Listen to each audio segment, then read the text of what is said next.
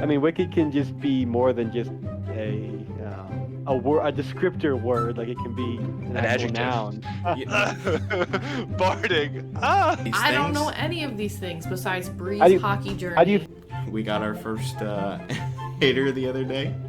shout out to my dad? That made me mad. Now I'm triggered. Oh, and god damn it.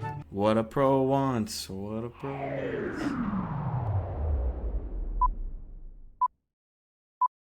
I actually saw like So your his reaction to that. preseason NBA bracket's probably better than your preseason NHL bracket. Yeah, because they don't know shit, so I can Yeah. just BS my way. I feel like I know everything about hockey. I'm like, oh yeah, that all lines And up. then clearly you don't. Yeah, I know. It's every Right. year. Well, I'm You think? Yeah. You it's know so too tough. much. trying to get all of like the weird predictions, or like, yeah, this team looks good, but I don't know. Or like, dude, people are sleeping on them, and then you always get them wrong. Did you see the Predators off season? How can they not make? I know. I'm like, whoever's the off-season champ this year, I don't They're all think I'm pretty going good. with them to make the playoffs. Like, it just seems like it doesn't happen. We need to make it a very clear and defined. You need to have your brackets in by this time. I feel like, and ahead of, like, significantly ahead of time. Give people time to do it. I'd even say like we can send out a editable PDF or something. I feel like we did that last year, and I think it was start of training camp, maybe. Yeah. Yeah, was that pretty sounds good. like a good There was time. only like one If person it that happens. didn't get it quite in, and then we kind of let Chandler slide with it anyways. So he was the only one that was really Like, yeah. unable to. I'm gonna try and buy internet on the flight because the draft happens at 2 a.m. or 1 a.m. British time on the day that I'm flying in, I think. Or maybe because what is it, tomorrow? Is it, no, it's Friday and Saturday, but Friday at 7 p.m., which is Saturday at 2 a.m. in Geneva. So it'll be, I'll be in Geneva and it'll be 2 a.m. and I'll probably not watch the draft. Yeah. We have the 21st pick or something. There's been talk that we might trade back. I don't know. Every team has talked about trading it their first round pick, I feel like. Yeah. Probably. I mean, other than like the Isles. How do you? No, they've talked about Trade trading it to the Bruins, right? What? Isn't that one of the... No, they were talking about trading something for the Bruins' 7th pick or something. There was some trade talk we talked about last week.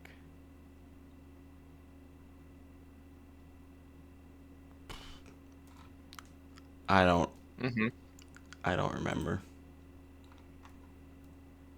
I don't remember. Well, all right. I think we've got plenty here to We've get definitely started. started by now. Folks, No, welcome. no. We have started by now. Thank you for sticking with us. It's episode 99 of the Bread Loves The Hockey great one. podcast.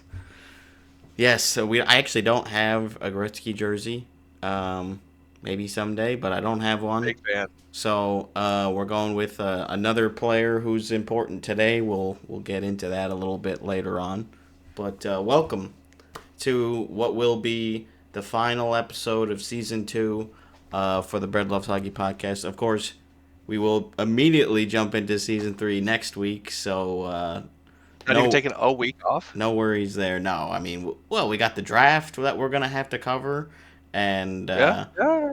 free agency as well will be right in there. Like free agency day will be July 1st, so that's exciting. 6 days away. Like, or 7? No, yeah, 6 days away. Yeah. So we are in the throes of the off season. It's all very front loaded, and then after that, that's when we have our trivia game weeks and our quizzes and all that stuff, because a lot less happens in August and late July. But I think we'll get the schedule release around that time, late July. I want to say it's like I thought I saw it was the 26th of July, so we'll have a little bit to discuss there. And of course, we were chatting today in the group chat about planning our next hockey trip, which obviously we won't be able to do until we know the schedule. So I'm looking forward to that, despite the cup being awarded like, I don't know, 10 days ago, or was it even 10 days? No, I don't think so, right? It's like, I guess, I don't know. It's crazy. It ends so fast, and then all of a sudden, next season. you're in off-season Let's do it. mode. Because there's a The lot wheels to start be turning. excited about. Yeah. Right, like you said, the draft is literally in 2 days. Pretty crazy. Pretty exciting. I'm excited to not be excited about the draft, or at least not like counting on the draft to make me feel good about hockey this year. Like, you know, Like, I'm all happy the to be top like- I 10 need to guys. like do my research on the top Right, prospects right. because I don't know, like in the top Right, you gotta 10 look who's even top- good. Right, 5, top 10. Like, who are these players? Brendan. I mean, I know you the good one. I know Give the me really the good ones, but I don't think we're getting any of those. So we're like just out Right. of that range. Right. Because what do you guys get? Like 6th? 7th. We dropped as far as possible. Right, right. You got skipped by everybody. Mm-hmm. Islanders Tough. and Utah. Yep. I mean, that was us that other year, right? We dropped to 4. Granted, we got Brady with that pick, so all's well that ends well. Yeah, I mean, it could work out well. There's been rumors about like James Hagen's falling that far. I don't expect him to go at 7th. Like, I think he'll probably go around the 4, 5, 6 kind of range, but you never know. Some teams may have their guy, right? They Yeah. like the 6'7" Russian defenseman, and they're like, you know what, we'll take this raw prospect, or that kid at Penn State that's 7'2" or whatever, massive person. Greg Yeah. Button's latest mock draft has Hagen's at 5th. 5th, okay. Well, maybe that momentum keeps up, and he falls right into Boston's lap. Maybe. Maybe. Philly That's a said they pretty wanted blue him. chip prospect. Yeah, he was looked at a couple of years ago as the projected number 1 overall pick for a good bit, and then the story has been that he has not really fallen a whole lot, but just other players have kind of elevated their game, and maybe he just hasn't been able to keep up. I don't know the full story with him. I've been actually watching, the NHL has been posting some welcome to the NHL videos for some of the top prospects in this year's draft class. I saw one for Matthew Schaefer, one for Michael Misa. I believe there was one for Porter Martone as well, and there's been a couple other that have been posted that I haven't been able to catch yet. But they've been really fun. There was also a great Sportsnet documentary that Elliot Friedman talked about on 32 Thoughts that just covered a little bit more in depth on Matthew Schaefer and his story, which I'm sure you guys will hear about at the draft. Well, Owen won't, but you guys will definitely hear a little bit about that during the draft coverage, and I just am so excited to see him make the league. Like, just everything about him as a person and as a player is just exactly the type of people that you want to have in the NHL. So Yeah, I heard the interview on 32 Thoughts, and like Schaefer's such a well-spoken 18-year-old. It's crazy. yeah. Yeah. But these guys have been press, trained for the last 5 years of their life now at this point. Yeah. Like, probably starting as a middle schooler. You get identified. If you're gonna go in the top 3 of your draft year, you're probably known about from a relatively early age, right? Most of them don't show up at the end, and so like there is a certain amount of like you've talked to reporters, you've done the OHL draft or the WHL draft or whatever it is, right? And you've gone through some of that experience already. At least for the Canadian kids, I feel like I guess for Americans, you're in the NDP, NDTP, not NTDP, National Team Training Development Program. I don't know. NTDP. Is T in there? Is team? I think so. I think it is. I think team is National Team Development National. Program. Yeah, the U.S. National Team Development Program. USNTDP. Yeah. Yeah, the players just call it the program. The program. Right? Yeah. Yeah. But yeah, I guess they probably have a decent amount, like with international media and tournaments and such. But like, yeah, it is cool to see what these kids can do. I have a request. A request of the Bread Loves Hockey podcast. Can you live stream your reaction to the beginning of the draft and then posted on YouTube for some of us who are not able to watch the draft live to be able to watch. Well, I can't speak for Dean, but I mean, I'll definitely be watching. So I can probably potentially make that work. Nice.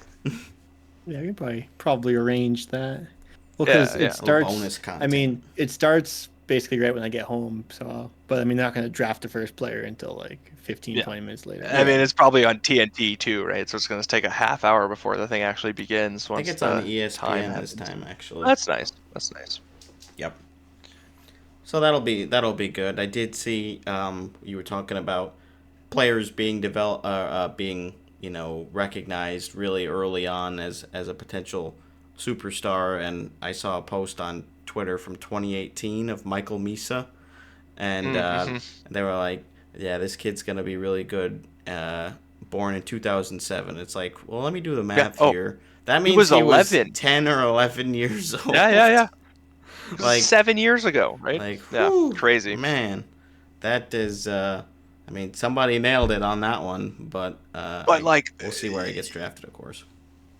And then what happens? Because you can be that kid. You can be Oliver Wahlstrom doing fucking Michigans or whatever in the tournament as a kid, and like people know who you are, and like you're a first round pick, and then you just can't. The NHL isn't easy. Not everybody who gets drafted has a good or lengthy or really significant career in the league. Takes a lot. Yeah, I mean, and injuries are of course a big factor too. Nolan Patrick, a more recent example of an early top 10 pick. I think he was 6th or 3rd over. And he was around there. I think he was 3rd or 4th. He was up there. Maybe 2. Second. Yeah, actually, I think he was. I think he was 2nd overall. Yeah. But yeah, dealt with concussion issues, and he wasn't able to overcome that. And we've seen that with other players. Similar things where they're just not able to blossom that way, or they just don't have the NHL game. They can't elevate to that level. Their ceiling is 4th line or AHL top 6 more likely or whatever, and you're still a professional hockey player, but not everybody is that, top of the top. Right. It's hard. You got to keep working to stay there. And I feel like every once in a while, or not every once in a while, but like every year, there are guys that just come out of the woodwork, like a Jonah Gadjevich, AJ Greer, I don't really think about this person, but they made it to the NHL somehow, and now I'm watching them on this big stage doing things, and then there's a Nico Sturm where you're like, I actually know exactly how you got to this point. And you're still just Nico Sturms are like the top percent of a percent hockey player. Yeah. One in a lot, right? You think if you could find the number on how many 10-year-olds play hockey, right? That compared to the amount of NHL players is wild. The one study estimated the odds of an Ontario player making NHL. I don't know why that's what the first thing came up at roughly 0.02%. And that's probably high. Is that high because more people? There's a lot of people in Ontario who play. Play hockey, right? Is it whereas if you're in Arizona and you play hockey, you have a much higher chance because there's 8 people that play hockey in Arizona. I mean, realistically more. But if you're the Oklahoma kid, do you have a 20% chance because there's only been 5 of them and one of them made it? Also, on average, 49% of players who are drafted by the NHL will play at least one game, which is higher than I thought, honestly. Less than half will play one game? But at least one game? Five, more 6, than 7 half. rounds. Oh, true. That's fair. I got to think about the rest of the rounds of the draft. It isn't just the first. I wonder what percent rounds. of first rounders play. Totally, first rounders. I'd say 90? it's probably. I was gonna say north of 80. Yeah, more than 4 and 5. It's probably 70 something. To play you think there's some first round picks that don't Yeah. A game. I think so. I mean, and the first round has only gotten bigger and bigger. Yeah, there's 32 We're saying picks. if 70% means 10 of the 32 first rounders don't make it. I would say 4 of them don't. Okay. Yeah, maybe. No, that's an 8th. Maybe high 8 of them 70s, low 80s. 8 of them don't is 75%. 85 is 5 don't. Okay. I don't know. 85 to Because 90. I think you're also thinking their draft year, right? I think it's hard to get out of that mindset and be like, well, yeah, the 31st pick probably won't play in their draft year, but will they play for the Oilers at some point? But also, like, Or there's I don't somebody merit at to know. some being a point? first rounder. Like, some team will be like, I'll trade for this guy I'll who take a got chance on drafted this in the person. first round. Yeah. Yeah, but those are the ones There is that get potential there. stuck in like the AHL, or they just aren't But like able to get Brandstrom, there. right? Like he was kind of a shitty first round pick, but he still had plenty of NHL games. Like, someone trades for him, it's like, let's see what he can do on the line with, like, this guy. So they'll Right, have him play a right. few games in the NHL, and then if he sucks, then they send him down. Yeah, no, you guys are probably right. It's probably closer to like 85 to 90% of first rounders.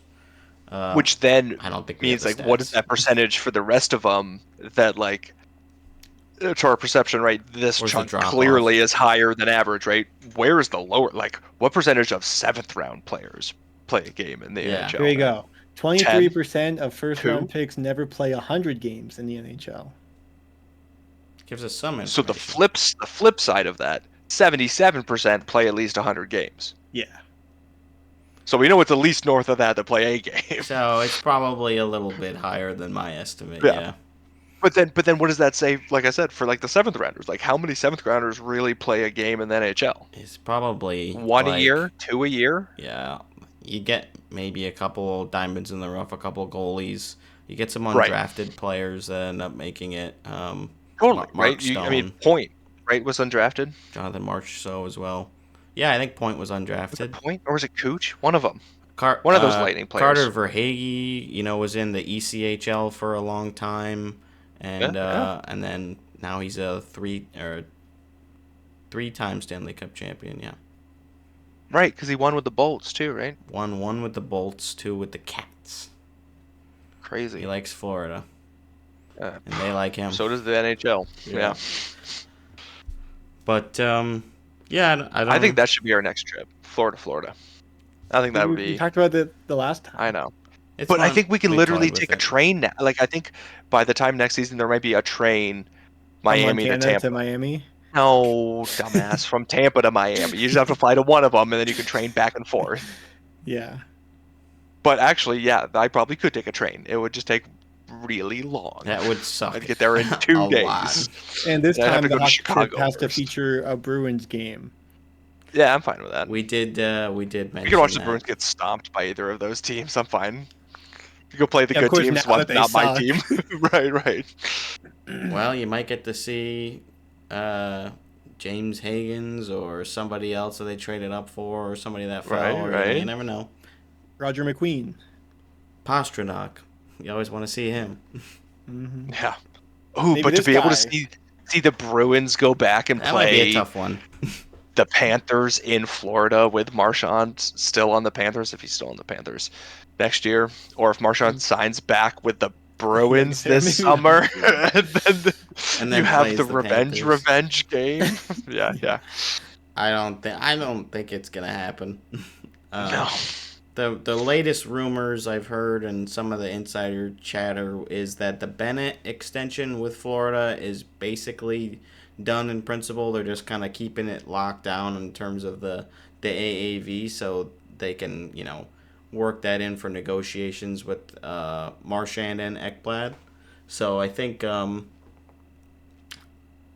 they're gonna try to keep all three of those guys. We'll see if they manage to get it done. I think Marchand definitely wants to stay. Whether or not, again, all the money will work will be interesting. But I don't see why Florida wouldn't want to at least try to make it work and get some super good value contracts for these guys who clearly have fun being here and would like to stay. So they're Right. trying to keep the band together, and we'll see who gets the scraps that aren't able to get re-signed. And as much as it's been a big talking point in the league, like there is something to be said with not even hometown discount because you just won 2 cups there, but like the hometown discount of your contract's worth more in the state of Florida.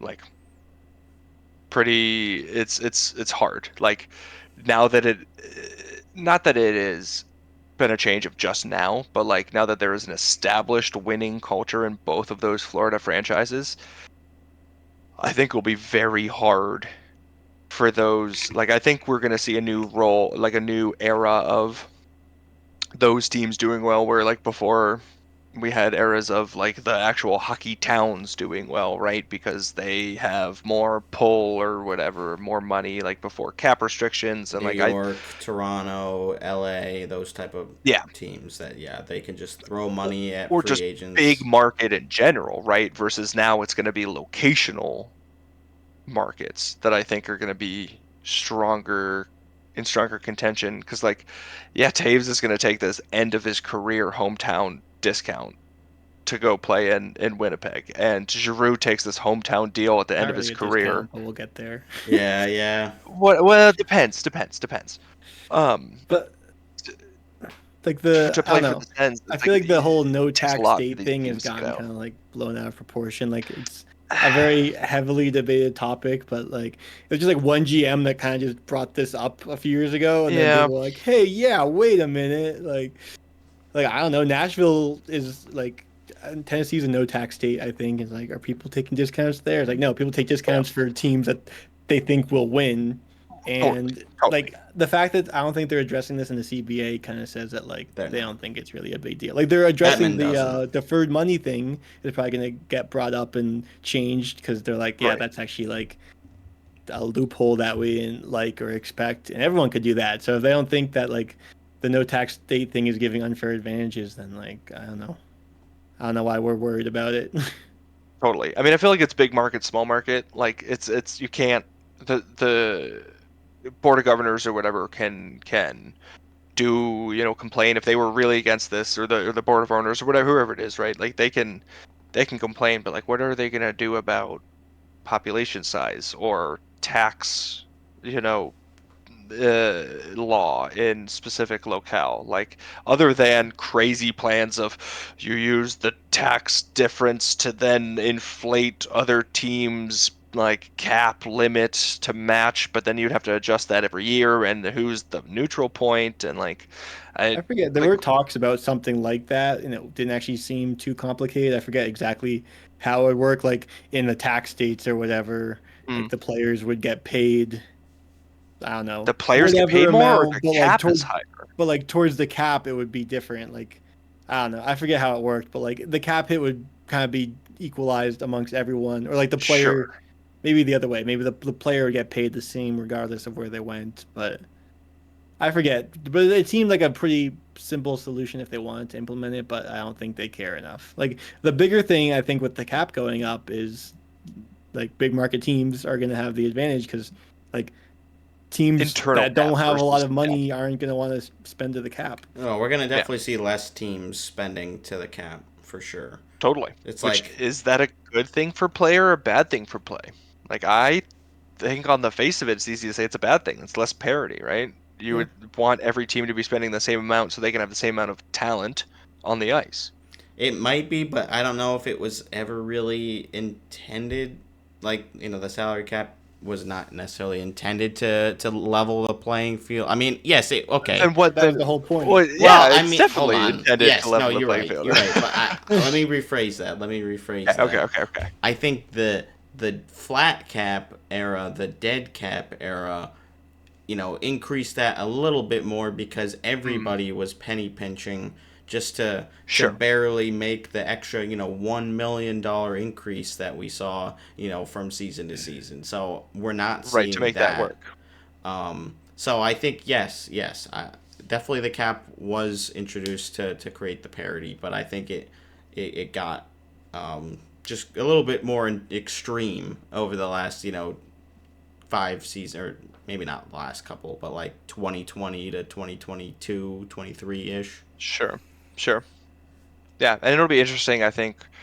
I mean, obviously, it'll be fun to look back on all of this time in the NHL with context and see how it all turned out. But I feel like, especially like pertaining to the cap, like it is rising, but it's not gonna like be exponential. Obviously, is the raise gonna be linear? Like, are we like percentage We wise already at know the least, next maybe few even? years, and it's a lot.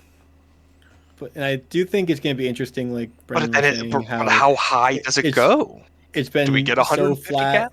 for like a few years, and then now it's going up so quick over the next 3 or 4 that like GMs aren't really going to know what to do. like, Mhm. like do we just like, oh, I guess we can just sign our fourth liner to 5 million now or whatever. Like it'll be interesting kind of how they all play it, like different strategies and things like that. So I think this free agency, like starting in July, is going to be really interesting, and like it's still gonna be hard as a fan to wrap your mind around it. Like when players get signed for these dollar amounts, you're like, what? Like you're just so used to Totally. like the value of this player is this amount. It's been that way for a long enough time where it's just gonna be weird to see like them making double that. Yeah. And being like, oh, I guess it's fine. I do But think, I think some GMs might swing out and do it wrong and have some albatross contracts that look gross in 5 years because they didn't predict or they thought this person would be able to take it. Because like 10 mil is still 10 mil, Trent Frederick. even if you don't pan out, like that still sucks. What were you gonna say, Brendan? I was just gonna say, we might see the top end and like middle six players getting more of a bump, but like still the depth guys and the bottom pair D, the seventh defenseman, the fourth liners are not gonna see a big increase because they still have we still have a minimum and it's not gonna go up very much. So I think maybe instead of giving them AAV, you give them term, because you're like, hey, if I lock you in for like 6 years at 2 million AAV, that's gonna look even better when the cap's up. That's a possibility, and there's some players. Well, I think that would be a good strategy. But we'll see how many of those get doled out. I don't know. That's why it's so interesting to see what general managers do for better or for worse, and we've got some better and worse deals, signings, and trades over the last week or so that have been either head scratchers or handshakers, I suppose. We've already actually alluded to a fair bit of them, kind of roundabout ways. I mentioned the Louisiana kid earlier, and that's Mason Lohrei, the first player born in Louisiana to make it to the NHL, and he signs an extension with the Boston Bruins. Let me see. I actually don't have the number. Oh, here 2 we go. 2 years, 3.2 AAV. Thank you, Dean. Dean, how are we feeling? You're welcome. I think I like it. I talked to Zach about it too, and he liked it, which he's the Bruins hater. But Yeah. I was like, I guess it is a good contract. I mean, like I think Lohrei's a good defender. I mean, he's shown promise. He has great offensive skill. He's still young, so like he has his defensive lapses. But I was like, give him even more term than 2 years. Like I'd be happy with locking him up a little longer, but it's just kind of like a bridge deal. Smart for him too, right? Because like we talked about with the cap, if he plays these next 2 years and plays well, then he'll get a big payday after that. So good for him, and also I guess good for now with the Bruins. And I mean he's an RFA, so I think when it expires, he'll still be an RFA and arbitration eligible. So I guess that could get interesting, but for now we don't need to worry about that. I hope it actually is a problem where like he plays well enough where we're fighting over like how much to pay him. But that's a good problem to have. Yeah, but like I don't know. I like him as a player. I think he'll be good for the Bruins, and having young talent never hurts. So I'm happy with it. It'll be nice to see a first rounder from Sweeney actually excel. They just have not hit on a ton. Or even just like play a lot of hockey. I feel like there just haven't been a lot of first round picks even playing games for the Bruins recently. Well, DeBrusk until we traded him. Frederick until we traded him. Cool. Wait, I'm sensing a trend here. Yeah. What about that Fabian Lysell? Charlie Wasn't he Coyle. the first round pick? Yeah, it was. I don't even know when Coyle. Well, I mean, we didn't draft Coyle. No. I think Lysell was a first rounder. He was, yeah. I mean, he's played a little bit. I'm hoping that with new coaching, he plays more. There were talks that like Marchand didn't like having the young players play too, and well, Montgomery was strict about it or something, and then we got rid of him, and it was still an issue. So people were like, oh, maybe Marchment was like this voice in the locker room, like, so I don't know, but I guess it'll be more telling at the start of next year if we see a lot of the young guys, which I expect to, with new coaching and How do you not? player leadership. We don't know who our next captain will be or if we'll have one. I imagine they'll pick a captain at the start of the year. Seems like the Bruins aren't the kind of team to not have a captain. I don't think so. Yeah. Marco Sturm was quoted to say that they're going to start the season with the 2 alternates, and then as the season goes, they'll see if a captain emerges. I didn't hear that.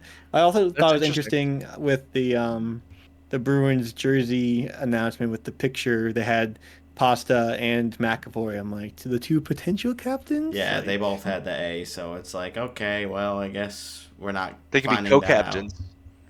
They could have CC for co-captain. Well, they're just waiting to announce Morgan Geeky as the next captain of the Boston. Yes, we know he's elite. Swayman. Ooh, can't do that. Why not? It's disallowed. You cannot have a goalie. It's fully disallowed. Yeah, you can't do it. Oh, I thought it was just It's taboo. not like taboo. No, it's Yeah. It was at one point. What, Bobby Lou was the last one? I think he probably was, and that worked out great. So yeah, Well, as of right now and probably forever, that's not gonna happen. So forever. Too bad. Just rain on my parade. There's nothing I can do about it, Owen. I guess I could have delivered the news a little bit more gently for you. Let's also talk about the Jonathan Taves contract that we alluded to earlier. Yes. So Weird one. So yeah, it's an interesting contract, and technically it hasn't been registered yet because he's technically a free agent, so wouldn't be able to enter into the league's registrar until July 1st. But it's agreed upon in principle. It'll be a $2 million base salary and up to $5 million in bonuses. And it's broken out kind of interestingly. So $550K for each 20, 30, 40, 50, 60 games played. So if he meets those milestones, he will earn a nice little chunk of change. 5.75 million for those. Pretty good.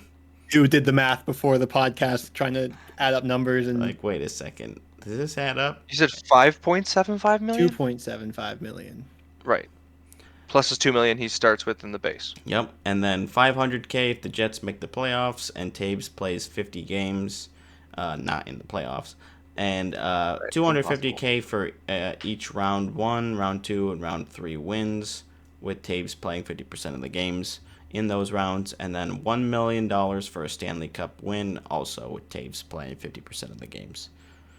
Basically, everyone online was like, "This is massive overpayment. This is a terrible contract," which is like, yeah, he hasn't played. He's 37. He hasn't played in 2 years, so it's like a little different than the Landeskog being out for 2 years. Like when Landeskog got hurt, he was playing a little better than Taves was, but at the same time, it's like a lot of these bonuses, if he plays like shit, don't play him. Right? Like, then you don't have to pay him as much. Yeah, if he plays terrible, then you don't play him. Or right. Like, if he has injury issues, like health issues, he doesn't hit those. But a lot of these are playoff related. If they make the playoffs, make it through a few rounds, win the cup, sure, he give him $7 million. Yeah, you don't care. The fans are not going to care if the Jets are paying an extra $5 million in bonuses on next year's cap if they just won the Stanley Cup. So, but is Taves going to actually help them win the cup?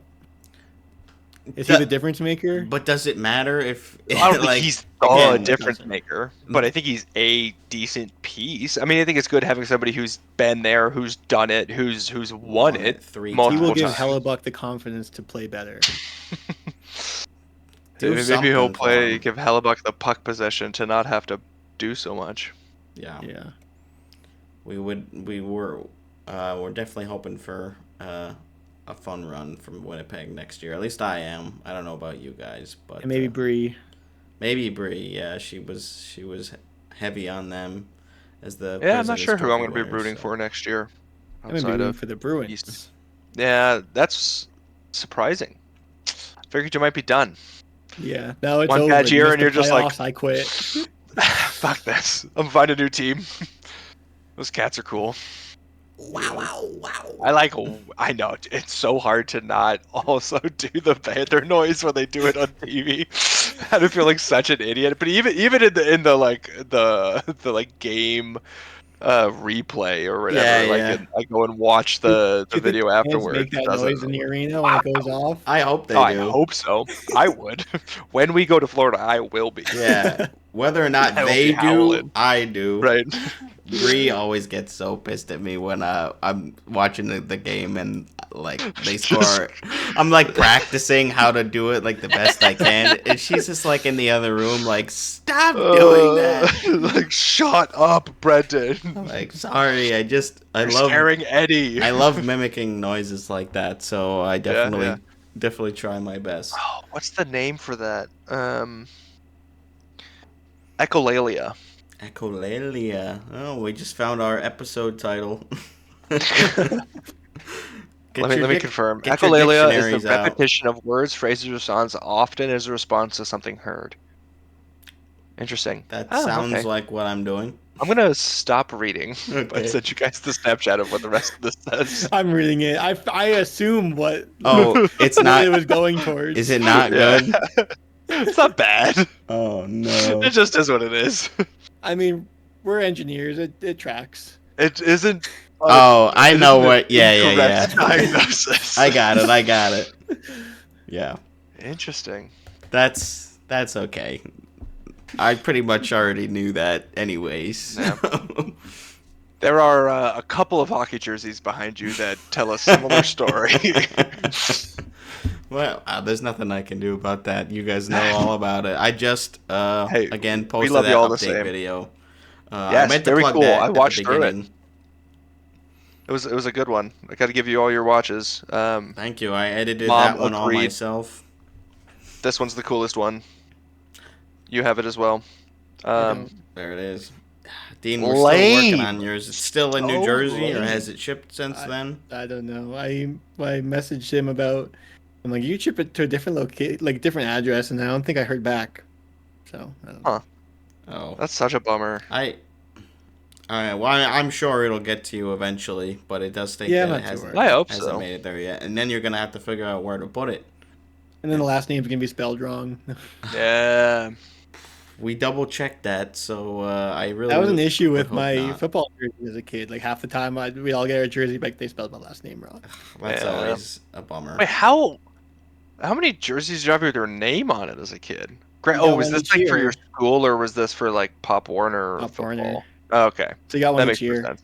Yeah. I mean, I'm sure it was in whatever price we Oh, right, paid right, for. right. Like, I just Yeah, remember we like got to keep school them all. sports, you just like they lay out all the jerseys beforehand and you pick out which one you want. Even like Yeah. high school. It was like I just pick that one.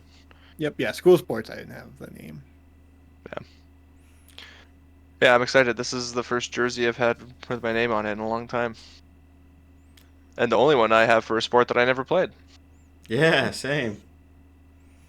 Yet. Yet. Yeah. Maybe Now you have one for when you start playing beer league. I'm gonna have to Totally. bulk up in order to fit Haven't into that won. thing. It's a little loose on me. Yeah. But with Mine's the also Oh, a for little your big. pads. If it's over your yeah, pads. actually, it'll For the probably pads? work out. I thought I was supposed to wear the signed still bulk Stutzla up. while I was playing. Yeah.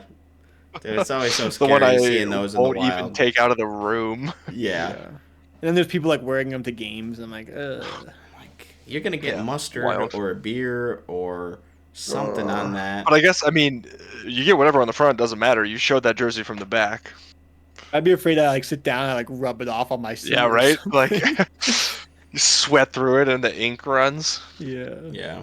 Or you get it signed That'd be fun. like before the game gets started, then you're like, crap, now I gotta protect this Right. thing at all costs. Oh, God. That's like Oh, buying merch before a concert. Like now I have to hold this the whole show. Yeah. Right. Here's my yeah. poster I'm like, Yeah. right over the concert. Granted, at least that's Here's my mostly cheap, vinyl right? that I'm tucking Right, under right. my arm in the mosh pit. I know, I had Ah. 2 t-shirts Hold at it the above your last head. one I went to, and I was like, this is, like, I should have waited a little bit longer to buy this, but, But Put after 'em they're on. sold out, so it's like it's tough. well, it was Yeah, freaking yeah. hot in there.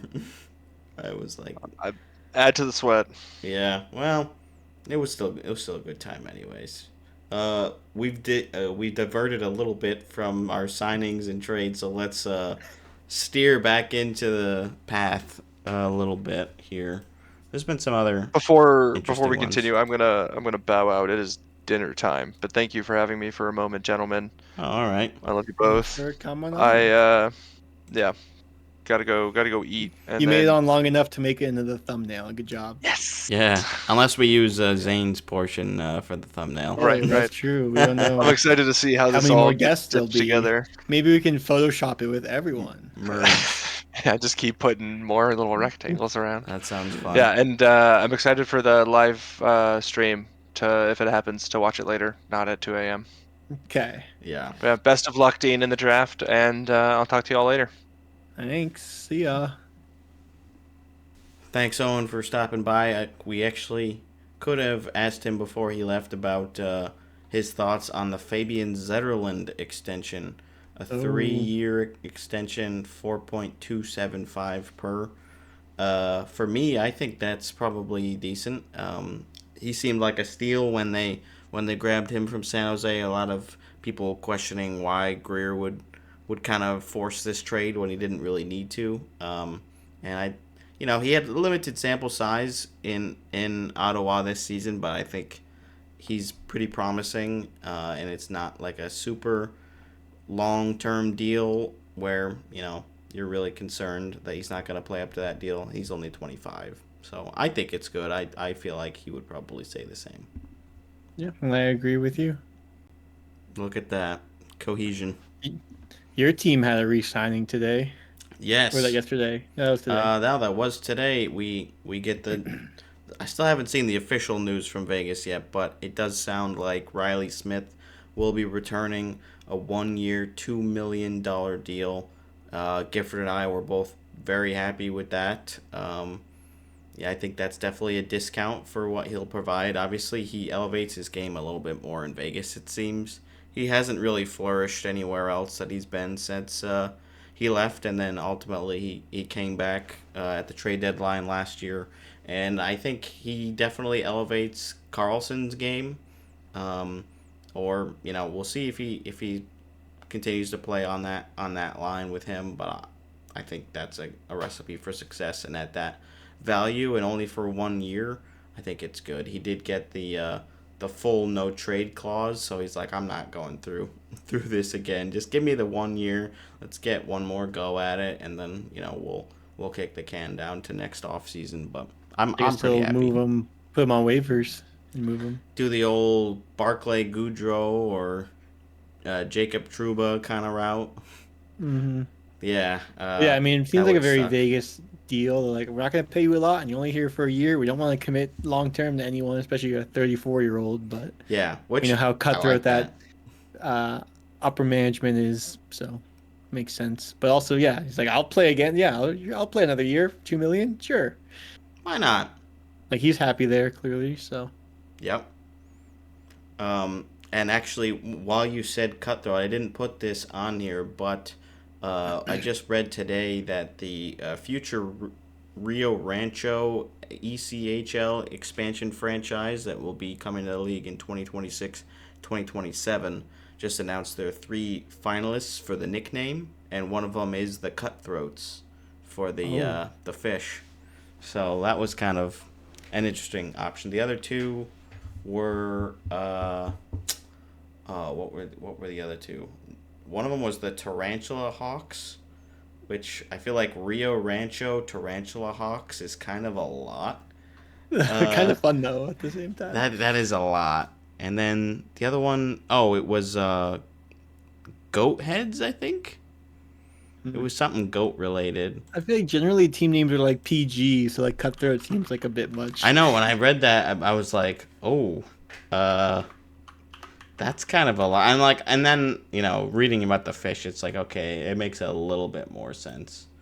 Yeah. But it's still, yeah. It's also like a normal like saying, so it's not like anything that crazy. But no, it is Goat Heads was the other one. So yeah, Cutthroats, a nod to the native Rio Grande cutthroat trout, New Mexico state fish, known for its aggressive nature and striking colors. Goat Heads. Yeah, so it's just a fish. That's fine. Yeah. Inspired by the goat head thorn, relentless desert weed that's nearly impossible to kill, and the wild ibex goat. So a couple different ties there, and then the tarantula hawk. New Mexico state insect is one of the Southwest's most formidable predators. This large wasp is known for having one of the most painful stings in the world. So, I guess we'll wait and see. We got a little bit of time before we'll have them in the league and all that. But I figured before I forget, I'll quickly throw that in there since I thought that was kind of fun. And those are definitely names you would not see in other major sports. Or just pro sports in general. Like I don't think the any minor of league those teams always have the best names. Yeah, there are definitely some fun ones. I think even though I don't like the Everblades, I do think Florida Everblades is a great And the Ghost name. Pirates. Ghost Pirates, yeah, Gifford loves that one too. That's a great name. We'll see how I feel about the Gargoyles. I'm like, they're okay, but they are joining the league this year. Or this upcoming season. Anyways, we've been kind of bouncing around today, but I had to throw that in there. Were there any other notable extensions that I was just looking and like not really. I already closed it. There was like a couple others. I'm like, eh. The only one that really stood out to me was because of the term, Eric Robinson. A 4-year, $1.75 million per extension. So that's kind of like that deal that you were talking about. Maybe not like at a 6-year level, but 4 by 1.7, similar. I don't think he's gonna blow you away with his offensive production. Maybe they're kind of betting that he will be able to take a next step, even though he is 30 as of right now. So that was the only other one that really stood out to me. And then we have had a few trades since we last spoke to you all. We did have the Eric Howell trade break, or Dean broke that to Chandler and I while we were recording. And then it was pretty shortly after that Mason Marchment was traded to Seattle in exchange for a 2026 third-round pick and a 2025 fourth-round pick, originally Dallas's, so they reacquire that. Yeah, not a ton of return from Marchment there, but Seattle takes on his whole cap hit, so that's the reason for that. Kind of like the Evander Kane trade that happened today. He got traded to Vancouver, and Edmonton just got a fourth-round pick back. But again, Vancouver took on the whole contract, so seems to be a bit of a trend there. I got to think Edmonton's pretty happy with that, though. Like, considering his production as of late, and clearly the relationship was just not working at this point. And so Vancouver kind of bails out their Pacific Division rival by taking but if you're his Vancouver, full you're deal. like, I mean, everyone has all this cap space, so it's like, we'll pay this guy this much because like he still can be a difference maker. So maybe I don't know. He needs to kind of play with a superstar, though. I think. Yeah. Like, I think this is gonna be a terrible signing for Vancouver personally. Even though he is. Well, how much is from left the on area. his contract? It's just a 1 year Yeah. remaining, so it's not anything too crazy. What was it? It's like 5 million, 5.4 Around or there, 5.125 million, and then he'll be a UFA next summer. So. And then, did you have any other I don't know. thoughts on the Marchment trade? I think it's good for Seattle. They don't really give up a whole lot to get him, and I could see him being a decent player. I mean, he's not like gonna explode and end up being, a top line guy, or he's probably not even best in a top 6 role. I would think probably middle 6, like a third line role would be best for him. But I could see him second line. it will definitely depend on how he gels with the team. But it's good to see them at least weaponizing their cap space and getting assets. That's what they were supposed to do during the expansion draft. Yeah, they totally beefed that one. Do I do it this year then? Do I put Seattle back in the playoffs? This is my new hot take team. Hey, if you do say that, they probably will make it. So, as somebody who kind of like I think it would be fun to see them back in the playoffs again. I think it would be fine. So, yeah, go ahead. And I like Veneers. Yeah, me too. I mentioned the connection with my brother and how he had a friend who kind of knew him, and they went to the same school. So I've always been a fan of his. I don't know if he's gonna end up being a absolute superstar, but I think he still could be a decent player for them. And after Seattle traded for the left wing Marchment, they then get rid of their left wing Burakovsky to Chicago in exchange for a center, Joseph Valeno. So again, just they're definitely being buyers. Yep. Which, I mean, you don't like Burakovsky's definitely the better player, better point producer at this stage, but we really haven't seen a ton of success from Valeno at the NHL level. Didn't really work out in Detroit, and then he goes to Chicago, and it really wasn't. Definitely isn't going to work much out better. there for anyone. No. Except maybe Ryan Donato. He had a good year. Oh, didn't he get re-signed? He did get re-signed. I couldn't remember if we talked about that last week or not. I feel like we probably did not. But yes, he did re-sign as well. 4 years, $16 million. He's one of the only guys that would actually, want to 4x4. stay.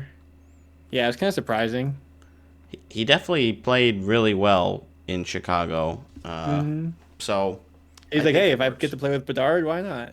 And he's bounced around so many times. I think it would be nice to have a home that he can live in for a few years in one city. So there's a lot of value to that.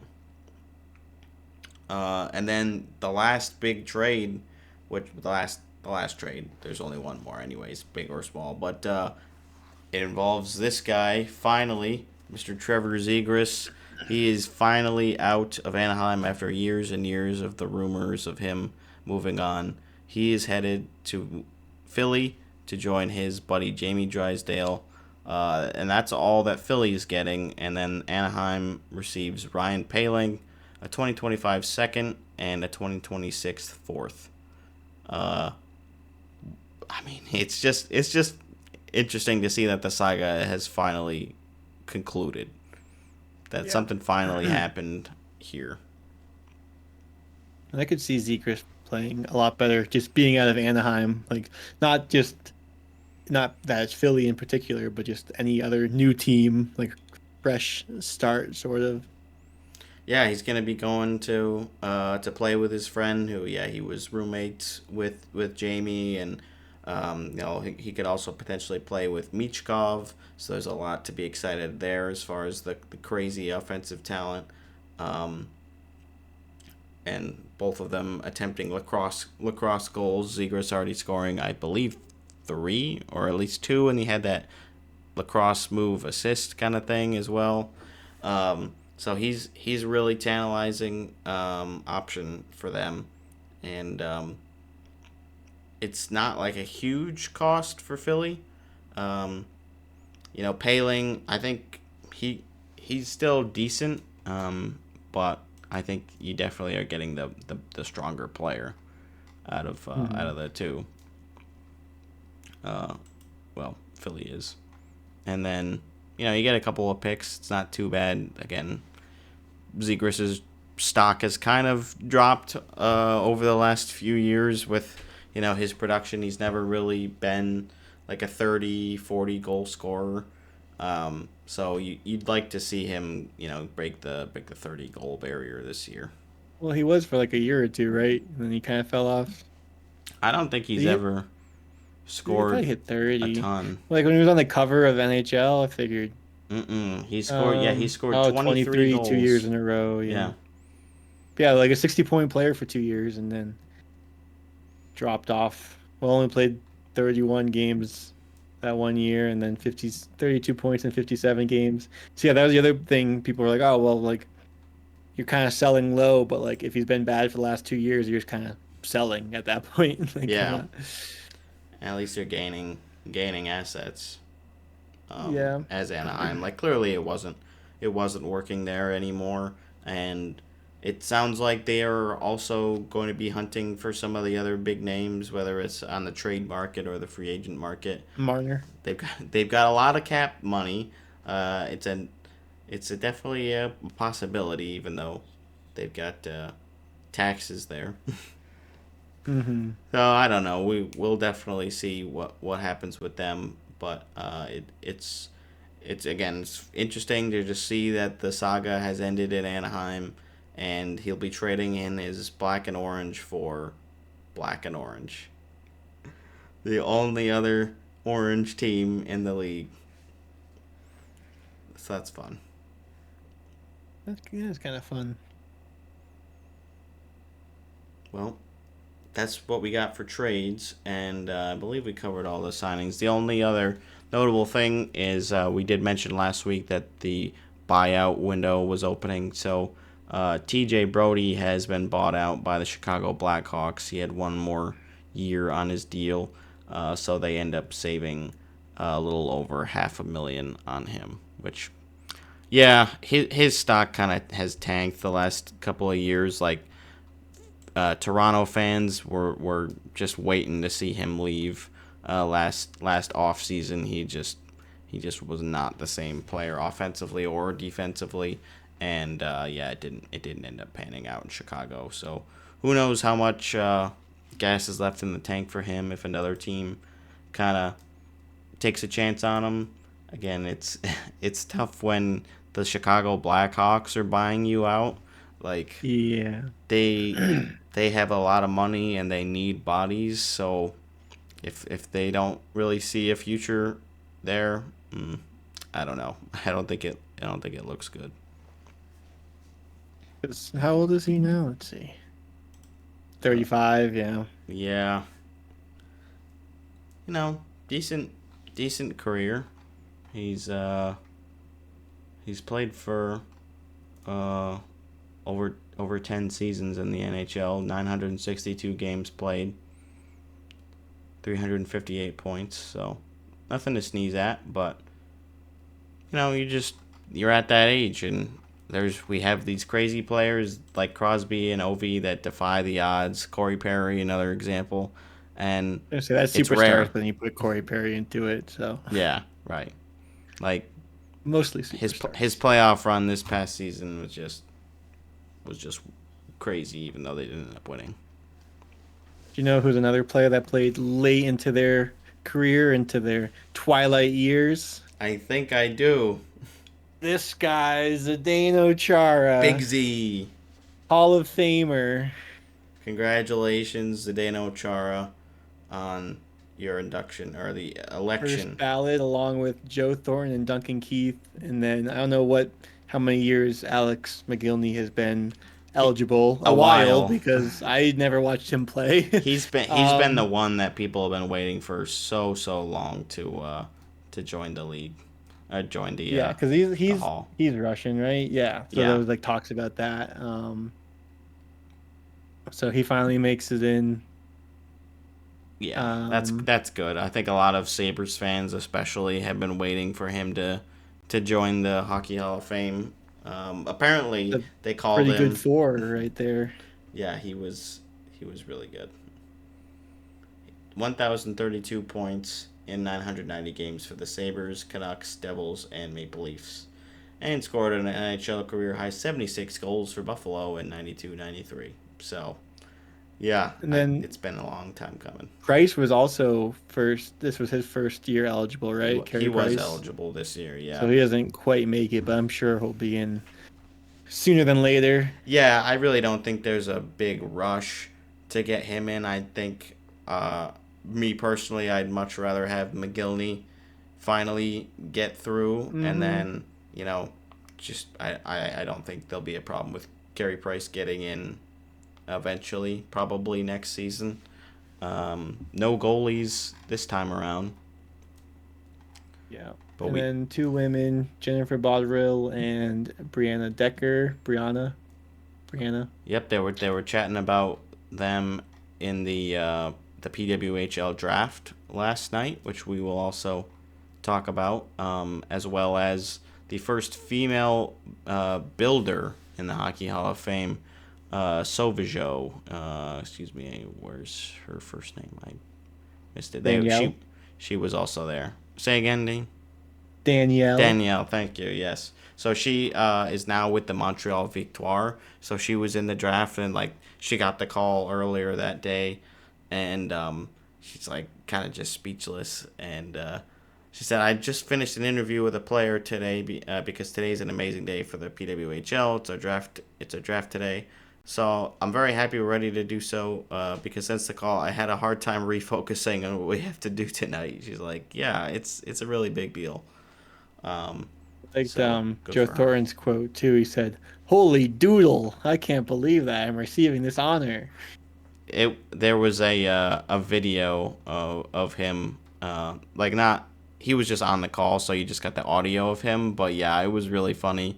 Very stereotypical Canadian kind of thing to say that, but he was just over the moon and just was so appreciative and thankful to Lanny and Ron Francis there.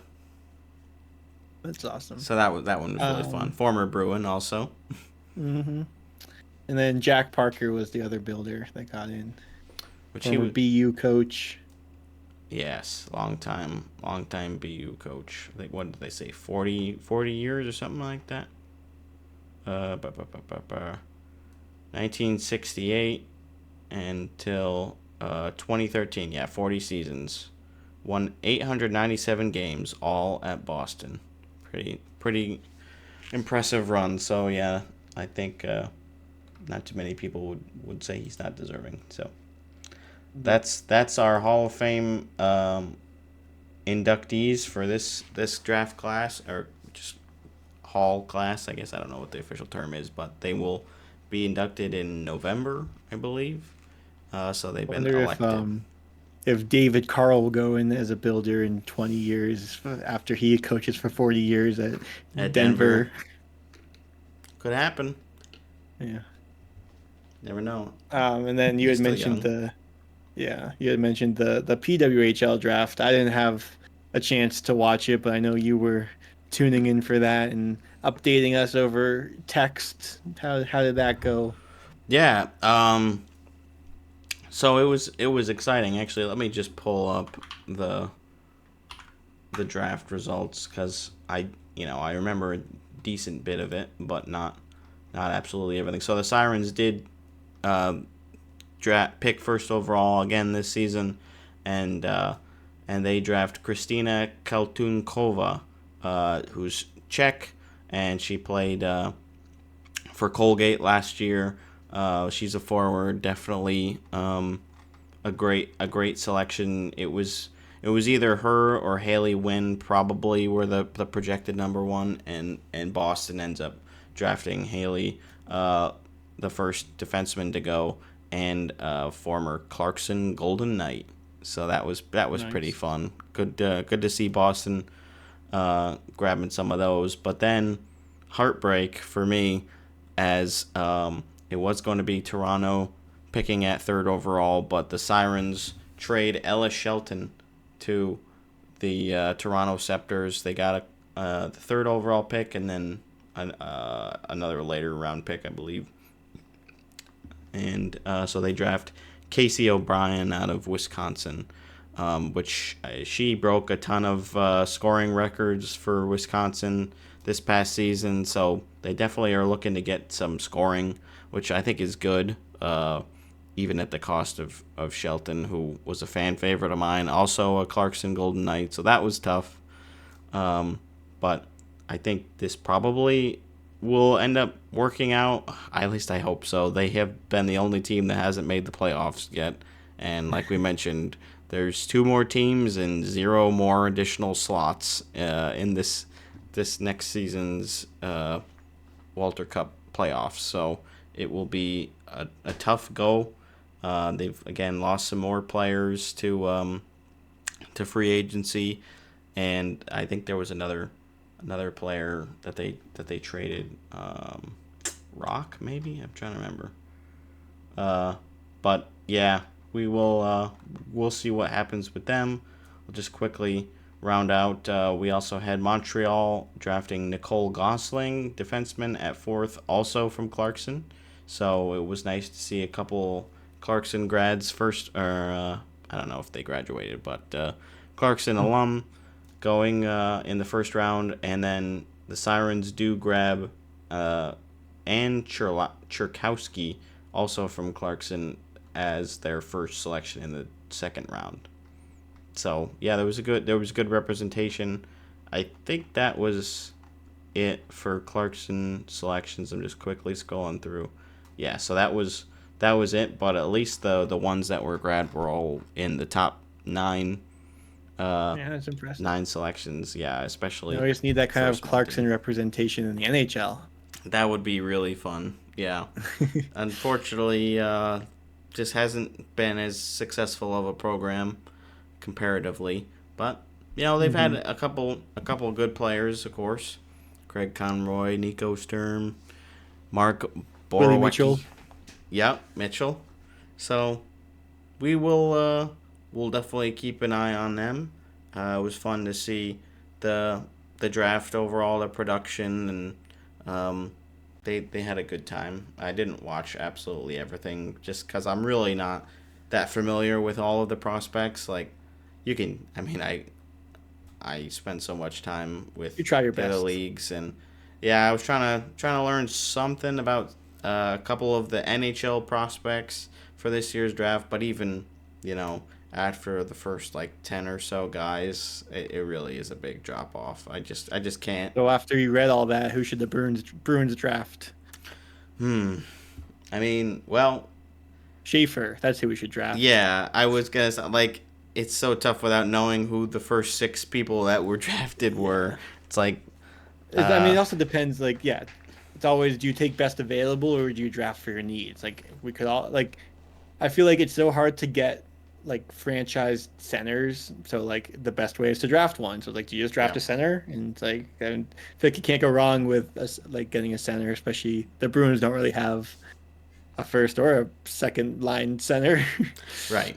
Yeah, I think a center is likely for them. A lot of the players going in this range, at least projected, are going to be centers. They're always valuable in the first round, so you want to be able to grab one of those if you can. And sometimes a projected center, but then they end up playing wing. Well, Michael Misa is position center / left wing, and then Brady Martin is center / right wing. But yeah, Frondell is a center, Hagens is a center, Caleb Denoyers, I don't know how to say his name. Yep. But he's projected to go to Boston from Craig Button's mock draft. So yeah, that's 3 just full centers, not a winger hybrid in the top 7. So yeah, I think for Boston, best available should be the route that they go, just because they do need help everywhere, in my opinion. Maybe not at goalie. Again, hopefully a bounce back from Swayman this upcoming season. Or they just draft Roger McQueen because he's a center, but he's 6'5", and we like drafting big guys. Yeah, they could do that. You would hope it would be they do that because they traded down and gained assets and then still got him, rather than just grabbing him at 7th when maybe he should be a little bit later. I don't know. It's so tough to know, especially at this stage.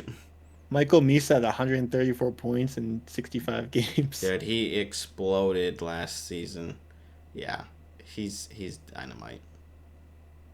I will be surprised if he goes anywhere below 3rd. He is that good.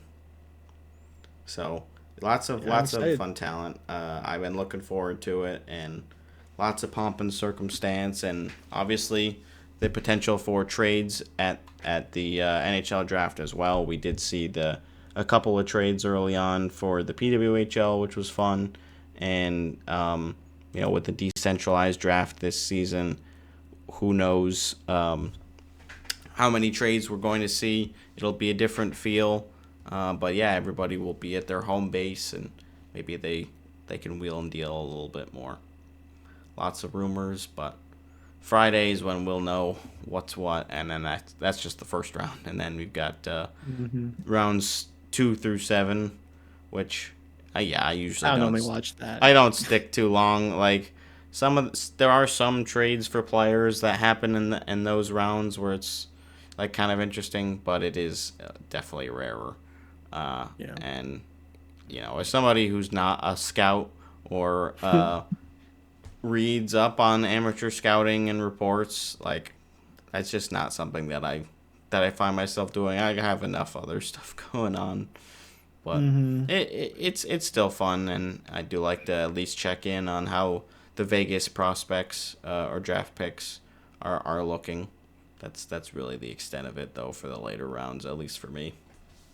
Yeah. So that's what we got. I can't believe we've made it this long into the video without actually talking about the reason why we're still in season 2, which is that the the Abbotsford Canucks win their first Calder Cup, the first Vancouver affiliate team to win the Calder Cup. So pretty fun for them. I had actually predicted that Charlotte would win just because it doesn't seem like anything really goes right for this organization, but they were For the hockey guy. Yeah, especially for him. So I was excited for him. He's definitely a little surprised, and he's like happy, but he's like, this is an unusual feeling where they actually did win. Yeah. I imagine you didn't tune into any of those games.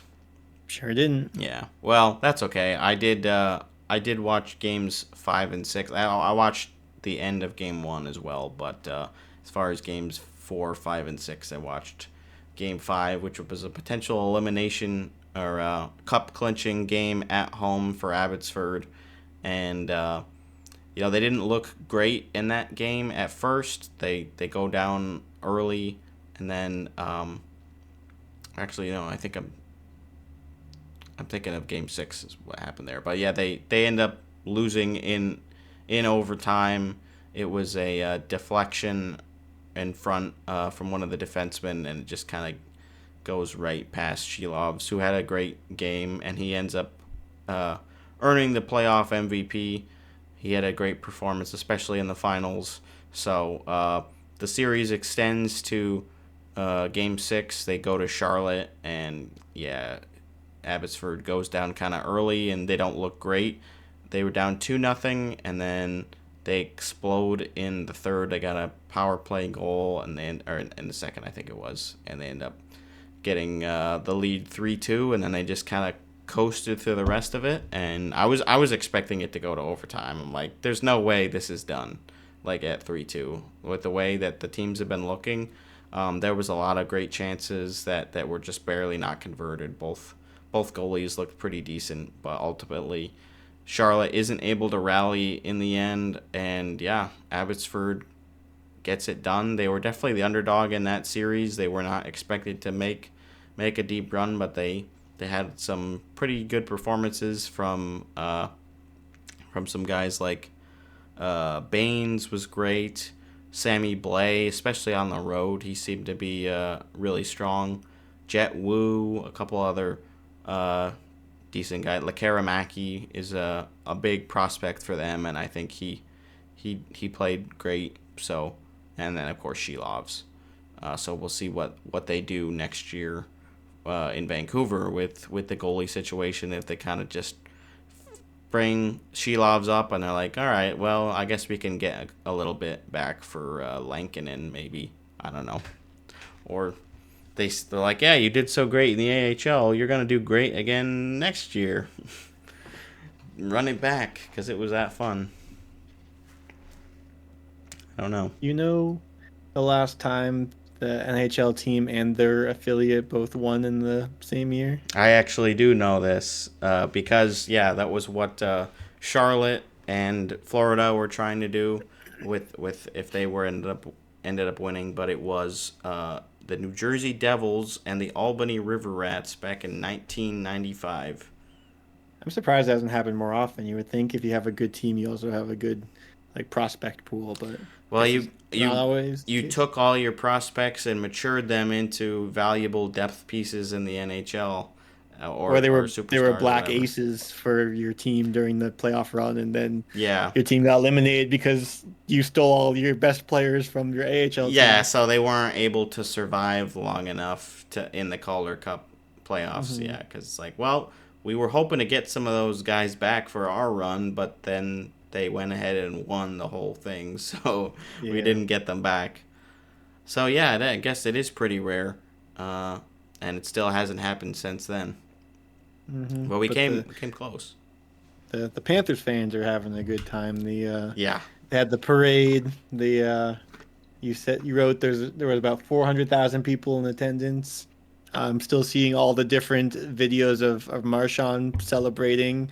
I sent you guys the one of he was taking pictures of all the players and thanking the teams for trading him or whatever. That was And he was so putting it on his funny. Instagram story. And then the Barkov picture of Marchand taking the pictures and he got like the dad stance I but loved with his it. phone. Yes, that Yeah, was and so then I great. saw pictures of him making Dairy Queen.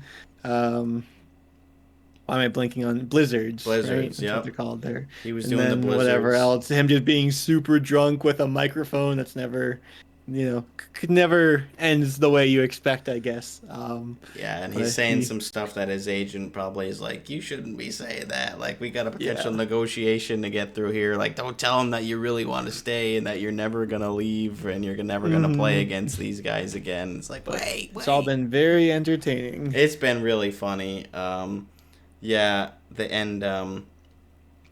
Marchand was trying to go back into 11, that famous club down there at like 5 in the morning.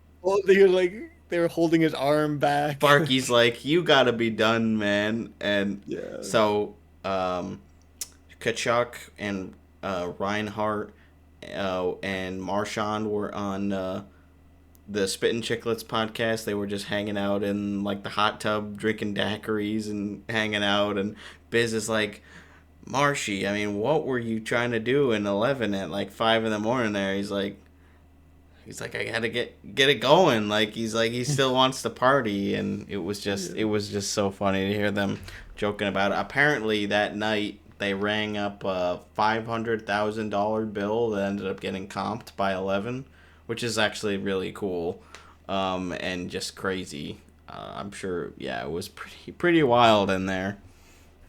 Which is funny because I remember when the Bruins won the cup with Marchand, obviously they had that huge bill, and I remember them posting. I wonder with inflation if it comes out to around 500,000 because that was over 100,000, I think. Yeah, it was like 130 or something like that for the Bruins, I think, around there. That one was so 14 years later with inflation. It's probably a little close. Yeah. But also yeah, the cost in Boston is probably more than the cost in Florida for drinks and all that. Probably, yeah. Well, no, Miami, like. It's a famous club too. Yeah. Either way, those guys are having lots of fun. The fans are having fun. It was a hot one last Sunday for the parade and the celebration and all that. But yeah, they should be pretty used to that. The beach was just littered with red shirts and jerseys. I'm like, man, wearing a jersey out there sounds tough. I'm sweating right now in my office. Well, I had a lot of fun this weekend too. Oh yeah. Here, let me show you. I tried to take some pictures for our our podcast content, and even one video. It was a hot weekend in Denver too. So they had the equipment auction at Ball Arena. And we got there. It started at 3. It was 3 to 5. We got there at 2:55, and this was the line. But they did do a pretty good job of keeping people in the shade. So like you basically just like snake around and around and around. There was probably like 7 or 8 kind of like levels to this. Wow. It took us like half an hour to get in, and this was the first year they did it. So if we do it again, I guess the strategy is get there a lot earlier because like by the time you get in, depending what you're trying to get, like a lot of like the good stuff I guess was gone. Oh, but yeah. They had so they were selling just skate blades, which is kind of interesting. They were $150 a piece. Oh. No thanks. Then the skates, these were I think they were 600. which is actually I think the skates were like the most reasonable, honestly, because like a lot of these brand new were like 1,200 or more. But the thing is, if you're like buying skates, You're the not gonna chances of like use them. NHL players broken in skates used like working for you is probably slim. Yeah, I would have to And also agree. like the crazy like profiles they put on their skate blades and everything. It's like I don't know if I could even skate in those. Oh, yeah. They had the nameplates they locker put over room. the stalls. Yeah. This is where like all the good ones were gone. Like Oh, if you yeah. wanted like a McKinnon is Johansson long or gone. Hunt, yeah, because these were I think they were all the same price. So like yeah, you just have to get there first and find the ones and get lucky, I guess. Yeah. They had a ton of sticks. Wow. It's like all these white ones Like those were white like sticks. Miles Wood. Oh, really? Miles 'Cause he was Wood's injured, so wood. like he ended up having a bunch. Sticks were 250, or for the premier players like Makar and McKinnon, they were 400. Oh. This is more like just a wide shot, so obviously it was like in the middle of the where the rink was. Yep. But basically, you kind of like the tables were all set up around the outside. Then there's like some like breezers and socks kind of here. And then in the middle there were like jackets and pants and things like that. But when we got there, it was all like Colorado Eagles stuff. So I don't know what it was like ahead of time. But Yeah. then they had like training sneakers and like sliders and stuff. So it was interesting. It was pretty cool. And then the last picture I took was the temperature outside. 103. Oh, man. That is tough. Wow. Yeah. Well, good thing you were inside the arena. Of course, no more Yeah, ice. it was nice while we're in there. And then I guess while I'm sharing stuff, we can just slide right on into Dean's den. Do-do-do-do-do. Just go back to this. I had a couple clips, so I actually put them in one video to make things easier this time. Excellent. So we played, I think they were second place at the time, and we won 4-3. Let's go. Back on the win column. That's So what I now like we're to still in hear. fifth, but I think this team's now in fourth. We'll get into the standings, I guess. So this was the first face-off. puck drop of the game. This is the start of the game here. Oh, really?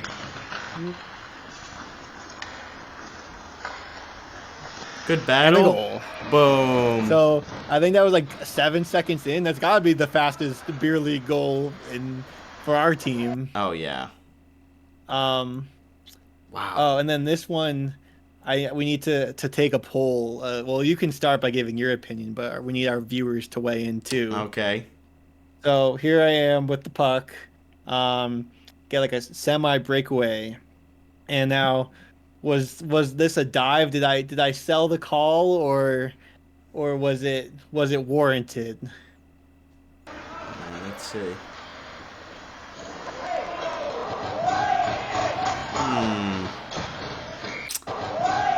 It's tough without seeing the angle from like behind the net, kind of. So yeah, so he's down, and I There's the basically chop. just skate into his. It's hard to see. His stick is like, I mean, his stick was straight. I skate into it. His stick flexes, and then I go down. Yeah.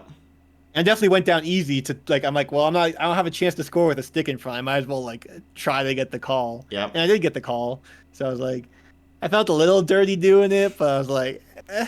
I mean, you should. And he was not happy. He was No, like I polite saw about it. him. Like, come on, ref. Like that wasn't. But like watching the replay, I'm like, it looks like a trip.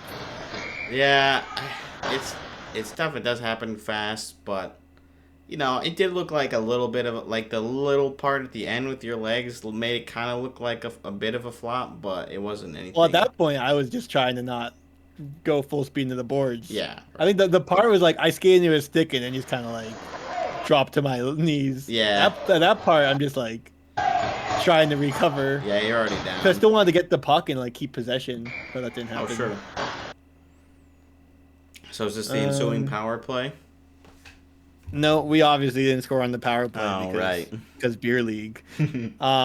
This was a redirect chance I had. I was like impressed because normally like the fast passes, it's like it's so hard to control. It's like this and one timers. Anytime I hit like a solid one timer, which has happened like twice ever, I'm like, okay, like I feel kind of like a hockey player. Yeah. But I'm over here. It like almost squeaked under his pad. That's a decent attempt, though. A decent assist. Or, pass. Yeah, it was a great pass. So that would have been like one of my nicer goals. Yeah. But then that same guy finds me here, a little give and go kind of rebound, and then I'm back on the scoreboard. Let's go. So that makes it that's a nice little 4-1 move. game in the third, which actually ends up being the game-winning goal because then they scored 2. Yeah. But this was like 30 seconds left. I'm on the bench, but we give up a breakaway with like 30 seconds left. They're down by 1 goal. And a huge save. Thump. Let's go, Tendy. And that's it. The 4-3 win. That's awesome. But Shane also scored a goal, so I'm not catching him. I'm in third on the goals column with 3, and he has 7. So we've got some work to do here. As long as multiple guys are contributing, that's what you want. You need depth to win the championship. Mm-hmm.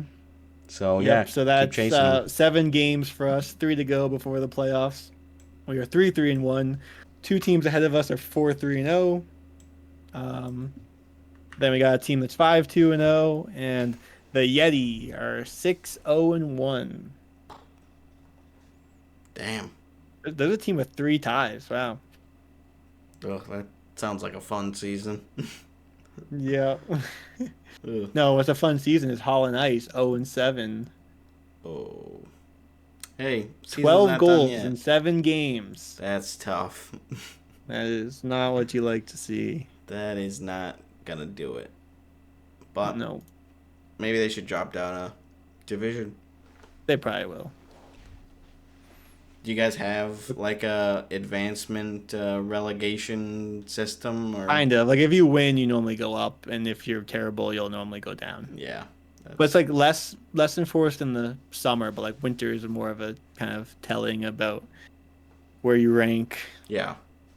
But like, cause we started in Division 5, now we're Division 4 lower, and we've kind of been like in the middle of that one, so seems like we're in the right spot for now. Yeah. Yeah, you guys haven't been dominating, but you haven't been falling behind for last season, winter obviously, and so far this year. Mm-hmm. So that's good. That's where you want to be. Yeah. And then I guess the last thing we have on our agenda is a couple jersey reveals. Let's start with the Bruins one. Why not? So yeah, you posted the pictures this morning in our group chat, and I was like, "Ooh, yellow socks are back!" But I guess it's just 2 stripes. But like from the picture, looks like it's all yellow. But they're like big stripes, so it's pretty yellow. I guess we'll see when you get like the full uniform. But I like the jerseys. I like the uniform. Even just like the kind of logo on the Breezers is like kind of clean. So I'm excited. Yeah. And they've got the another jersey to add to your collection, maybe. Yeah, I know. I'm like thinking about it. I'm less inclined to get the home jersey just because I basically have that with the Centennial one, the Marchment one that I just wore a couple episodes ago. It's similar. It's not exactly the same. Do you think this jersey release is all part of the marketing ploy for Happy Gilmore 2? No, because they've definitely been thinking about it for a couple of years in order to get to this stage, but they probably have been making the movie for a couple of years too, so you never know. It was all planned years ago. It is pretty funny that the same kind of style that they're going back to with a modern twist. That's how all these rebrands are now, is we've taken the old and we've kind of refreshed it for modern era. So that's what they've done here. It's fun to see the road jersey have a different crest than the away jersey, which hasn't happened in a bit. It's just inverting the yellow and the black as far as the spoke and the B. So they've got the new shoulder patch, which was that one. You could kind of see it in that leak that we talked about, months ago, when we basically already got the confirmation that these were gonna be revealed, but we didn't, have all the details. So yeah, they have those. It says Boston on the away jersey and Bruins on the home, I think, or maybe I switch those. Yeah. Nope. That's what that's what they've always done, right? Yeah. Like, so it says Bruins, and then, I guess I could give you an example, but can't really tell. But yeah, they'll say Boston on the somewhere away. up there. I guess I only have one away jersey. Which that one has the 100th centennial patch anyway, so it doesn't even have the one that you're talking about. But yeah, it's an updated Bear logo. I like it. I don't think it's super popular. A lot of people like the one that you've got on right now, with that shoulder patch, which has been around for a long time. But I like the modern one. It's a little simple, but it's fun. So yeah, I don't mind getting the refresh. They've obviously worn the style that they had since the Reebok era, and I think a lot of fans like the old style, and I like the old, or the new logo, I guess, better than the old one personally. That one. Yeah, this one, I feel like this will look really old once you get used to the new ones too. Like, the new one is just more modern. Like, this thin yellow stripe on the outside, I feel like, and just kind of like even just the black outline here, and again this yellow stripe. It's so it's just everything's outlined, and now everything's going for more bold lines. So like on the main difference is like the spoked B now it's just, well, this instead of yellow is black. This stripe, your B is then yellow. Yeah. But then this whole B is yellow, and these whole stripes are black. There's no border here borders, or border here. I like having the yellow stripe is yellow as well. Or this circle's yellow, and then no outside stripe. So yeah, very clean. I like it. I think they're gonna look nice on the ice. I'm not as big a fan of the road one, but it's still pretty good. So I'm looking forward to seeing those on TV and in person, and who knows what I'll get. I've seemed to amassed a decent Boston collection. Again, if you saw my update video, I had 3 jerseys in there for Boston over the last year, and I just ordered one that's coming tomorrow. That is another design I didn't have yet, so that one didn't make the cut. It looks like they did still kind of keep this stripe design. Like, they didn't just do yellow, white, yellow. They still have the black stripes in there. So yeah, very, very similar. A little bit different striping compared to the 80s jerseys, but it's pretty much and the then same. this top is just all black. No yellow and white. No shoulder yoke anymore, which I don't know. I would like to have at least seen it with the yellow. I don't know. Just I think that's kind of the modern thing now. Is just no shoulders. I guess we can move on to the Blues. They did the same thing with their home. Their away has it, but their home was just kind of similar vibes, honestly. Very clean. The new pointier Blues logo. Yeah, so and then the same 3 stripes. Minor. It's a very similar vibe. Even the socks. Yeah, very definitely inspired by their heritage note, the original one, and remixed with the Winter Classic look. So they will still be retaining their home jersey as a third this upcoming season. So we'll probably have that for a couple years, and then they'll eventually phase it out and bring something new back in.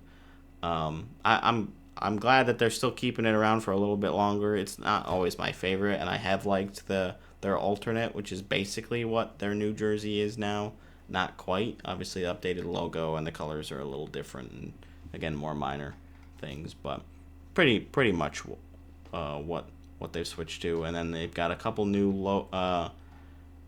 secondary logos. They've got the fleur-de-lis mixed with the treble clef. They got the STL mark, which they kind of introduced at the Winter Classic, and then the trumpet with a kind of a gateway arch over the Mississippi River. So it's kind of doing a whole bunch of things at once.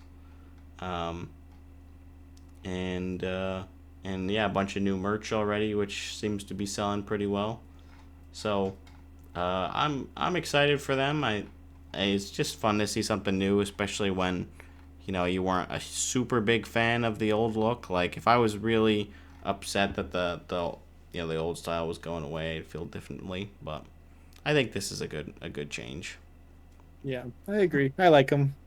It also reminded me going back to the Bruins for a second. Like the yellow socks when they switched to black. I'm like, oh, I love the yellow socks. I don't like the black ones. And like, obviously you get used to it, but that's why I was excited. I'm like, they're going back to the yellow. It would be a little more fun to have the full yellow. Yeah, I was Like even hoping looking for it back too. at those jerseys, I'm like, you can tell like they look old. So like, I'm sure I'll look back at these jerseys and be like, yeah, it Like, looks old. oh my god! Especially like if these new jerseys, I assume they'll be the new look for a while. So it's the I- same when they I update think like so. the score bugs and stuff to a more modern look. You look at replays from like 2015 or whatever, and like oh, like you can just tell. Yeah. I don't know what it is about it. It's just old. Yep, it's just not what we're used to now, and you could just tell something about it. You're like, oh man, is that what it really used to look like? Like this is what we used to watch. This isn't even in HD. Like this is Yeah. crazy. It is remarkable how far we've come as far as quality of the video, even since 10 years ago. Like how much things have changed, and it must have been so tough to watch hockey back in the day. Yeah, Especially with the puck like a so small. 14-inch TV. Yeah, like back in the, 70s and probably the 80s, it still didn't look great, but Yeah. it's starting to get color, obviously, which is good. So we'll see if any other teams have rebrands. I think I would expect it, and we did also get the 100th anniversary logos revealed for the final three teams. The Blackhawks, the Rangers released theirs a little bit ago, and then Detroit just today announced theirs, which I think Detroit's is really clean. And they are going to have a new uniform as well, which they haven't teased yet. So I'm just expecting some like off-white with that, and that's like, I don't know. We'll see what else comes with it. But yeah, they didn't mess with the logo too much, and it still looks great. Chicago kind of phoned theirs in, though, in my opinion. So that's it. That's all the original 6 teams this year will have undergone 100 years in the league, which is pretty fun. Yeah, I'm looking at the Red Wings one. I like it. Pretty seamless transition with the 1 and the 0. Like they look right at home there. Mm-hmm. So yeah, we'll keep you guys posted on all leaks or updated jersey things. I'm always sniffing around to see what's going on in that realm. But yeah, we've got lots to look forward to, the draft and all that, and we will get back to you real soon. I don't know when we're gonna have the Zane segment in, but maybe we already talked with him, or maybe you're about to check out this next segment. I don't know. We haven't really decided. we can add before we start recording with Zane, we can add some pre whatever Preamble. Yeah. talking about it. Preamble. Yeah, that sounds right. That sounds good. So we don't just randomly cut mid-sentence into a Zane interview. Yeah, I think we'll probably do that, and maybe we'll have 2 different outtakes too. Yeah. I don't know. But thanks for sticking with us, and enjoy whatever's to come in this episode, I guess. See ya. So yeah. Did we prepare questions for Zane? Because I didn't. I didn't really prepare much either. I was like, I should probably start thinking of some stuff, but Zane, did you prepare questions for us? that didn't happen. Nope. Okay. We actually have had a couple of trades since we recorded last night. That we can Gifford at least texted talk right about. after. I was like, oh, the timing's terrible. I'm like, oh, we're recording tomorrow. We can like throw a few more things in there. Yeah, because we missed the Peterka trade that happened in the middle of the night. Yeah, which was We like could just make this like a little draft pre-draft thoughts. I did think that would make sense Because, with Zane. I'm an Islanders fan. with the who will have the 1st and the 4th overall picks in the draft You this mean when time tomorrow. you trade the first overall to the Bruins? Yeah, for Pasternak. For Higgins, we'll give you Higgins. Oh, okay. No, I'll take Pasternak and Higgins for the first overall. You guys can have Schaefer. You can go Okay. Schaefer and McAvoy. That's a stud top 2. Yeah. Well, it all sounds pretty good. I like, for me, spreading the wealth amongst my two teams. Your 2 teams being the Islanders and the Bruins. Well, the ones that aren't Vegas, yeah. I was hoping, maybe What? No love for the Senators. Well, Canadian team. No. they're low. They're like just in a tier below. I've got a whole. I mean, it always Yeah, changes. We but- had the tier list, I think. Yeah, We've I don't know if I've done like a full one before, but done something kind of like that. I'm also, I don't know if you saw one of the things I added to the off-season topics, because I was thinking about this as I try to get into F1. I'm like, it's so hard to pick a favorite team. I was like, if you got into hockey today, would you still have the same favorite team? I'm like, I definitely would not pick the Bruins. Oh, But because that'll be a discussion for another Yeah, day. it's I'm an like, 'cause how would you see interesting original thought, six? yeah. Nah, that's too old. That's like gross. Like that's too Yeah, easy. like a boomer, yeah. yeah, Yeah. I'm not a original six guy either, but some people are like Trevor. He picked the Blackhawks definitely because he like loves the classic teams, and so yeah, it's a draw for some people. It's not a draw for others. I mean, Vegas isn't really like a me team either. Just because they're so good, and I feel like I always root for the shitty teams.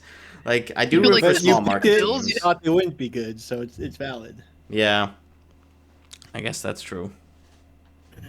I do like the Also, small like if I got market into teams. hockey, like around the same time, but like I wasn't predetermined set on a team, like I would have been like, the Bruins are dirty. Like I don't want to be a fan of this team. Like, Yeah, a bunch yeah. of goons. I'm rooting for a clean team like the Panthers.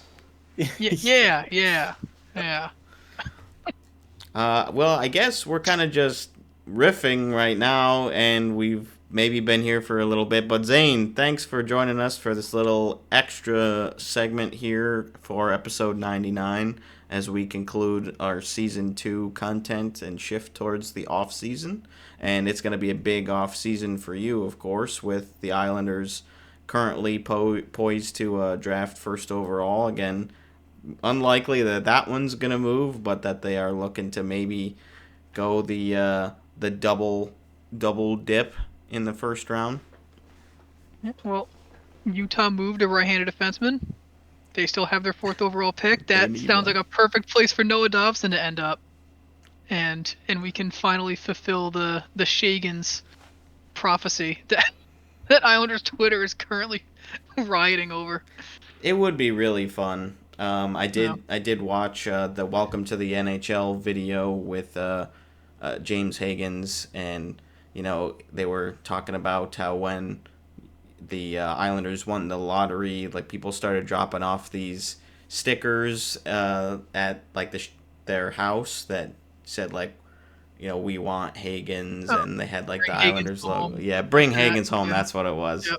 And he's like, yeah, it's just kind of weird, but Yeah. obviously fans are really passionate, and it would be really fun if they were able to swing getting both of them, especially because this team hasn't had a ton of superstars in the last 3 decades or so. Yeah, I mean, Tavares, and that's kind of it. Yeah. And we know how that ended. But Higgins would is you marketing feel- himself. It's crazy. Zane, if the Islanders traded down and just got Higgins, would it depend on what they got in return for trading down, or would you just be happy to have Higgins and like some draft picks or whatever? We would have to get someone like super good for me to be okay with that. Like Higgins, like I love the kid, Long Island, whatever, but is falling on the draft boards right now.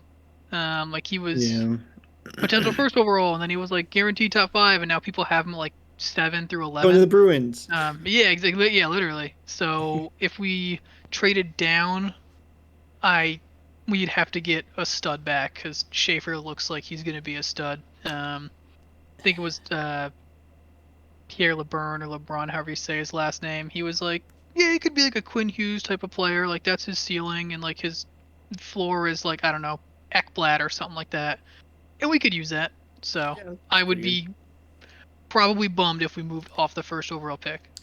It would be a tough look, I think, to luck Yeah. your way moving 10 spots in the draft to win first overall, and then end up just trading back anyways to like maybe a couple of spots above where you were gonna pick anyways if you didn't win. Like even if you get great assets and maybe you get like a super solid current NHL player, but Marner. Yeah, well, he's going to free agency, so we're gonna sign him. That's why Martin's like the special assistant to the GM. Like his yeah, they can't trade him. his special duty up to Darsh is just convincing his younger brother Marner to sign here. That's it. But no, I don't think we traded the first overall. Even like Isles Lab, like the merch store, they have shirts and like hats that's just like 3.5%. Like there's no way like you market like winning the lottery that heavy with like literal shirts for the draft party and then move off the pick. So I don't think we'll do that. I hope we don't do that.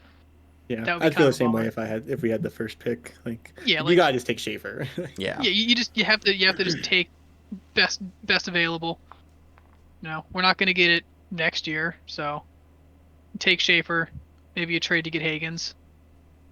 But It's definitely exciting times for the Islanders, whatever they end up doing, and yeah, a lot of chatter about movement in the early stages of the first round and in the later spots too. There are a couple of teams, Penguins, Canadians, that have back-to-back selections. Penguins, I think, have 11 and 12 because the Rangers opted to give them that pick in the Miller deal, so they want to retain their 2026 pick. So Penguins have 11 and 12, and then Canadians have 16 and 17. So that definitely makes things interesting. You can plan to trade one or the other pick, and then use the other one. Lots of interesting possibilities there. So it will be fun. I'm anxiously looking forward to 7:00 tomorrow to see how that's gonna go. I'm waiting for Gary to get up there and say, oh, we have a trade to announce, and everyone just like the hush falls over the Yeah, like dude. they all wait, yeah. And then it ends up it's like Edmonton's trading their 7th round pick for like this guy in like the AHL, and everyone's like, come on, dude. Yeah. Like announce something that we care about. I feel like insiders say it every year, like this year is going to be crazy with the trades, No. but I don't know if it's again just being like this. They're like this year for sure, but like it seems like if it's any year, it's going to be this one because like a weaker draft and like I don't know. I feel like there's more talks than usual, but again, maybe I'm just in that time of year where I'm like, yeah, all the trades are going to happen. This is the Any year. kind of excitement you're latching on to. Yeah. Especially I mean, because it's the Bruins are involved at this stage, Yeah, when that's normally it's like you don't even really think about their draft because you're still kind of stewing about not winning the cup or whatever. Yeah, you kind of just wait and then we pick someone like 25th overall. I'm like, all right, let me Google this guy. Yeah, yeah. You're like, Normally, yeah, he'll be, middle six player. Yeah. you don't Yeah. plan to. How are you know- feeling, Brendan, with your first pick, 58th overall? Yeah, so we've got a second rounder, and let's see, we've got Washington's third, our own 4th, 5th, 6th, Washington 6th as well, and no 7th. So yeah, It's fun being a team where like every deadline you're like we're in it, we're going for the big fish, but then the result of that is we have no draft picks. Like, yeah, and we don't have a first rounder in next year's draft either. So I think it'll be a little bit before we use one of those, and then even if we draft somebody, we'll probably just trade that player to another team in a couple of years anyways. But you trade him to get like the next Eichel or whatever, like the big massive fish that you guys will land. that's what they Like how seem you guys to do. are somehow in on Marner. Everyone's like, oh, Marner's probably going to Vegas, and it's like, dude, how? Like what? How? I think the What big cap space? the big rumor is that Pietrangelo might not play at all next season, and like could potentially call it a career based on his injury that he played through, and then he sat out for 4 Nations to continue playing the regular season and the playoff run there. Yeah. So I think that could be the route that they go. I do know that the league is definitely trying to crack down on the LTIR, so it would have to be like they would have to be pretty sure of that. And they just re-signed Smith. They also, it sounds like they're bringing Brandon Saad back on a similar deal to the Smith one, so probably another 1-year deal at a low cost. So I don't know what the full cap situation is, today, but I think if they really want him, they will find a way to make the money work. I don't know if I heard they were it'll happen trading or not. Hurdle too, or shopping Hurdle. I don't know if. Yeah, I think that's been Marner's obviously better than Hurdle, backtracked a but bit. that's kind of tough. Yeah. I think there wasn't really as much to those rumors as it initially appeared. It sounds like Hurdle's off the table. Carlson is off the table. There were a couple of other names that were kind of floated out there that I don't think are too likely to be on the move.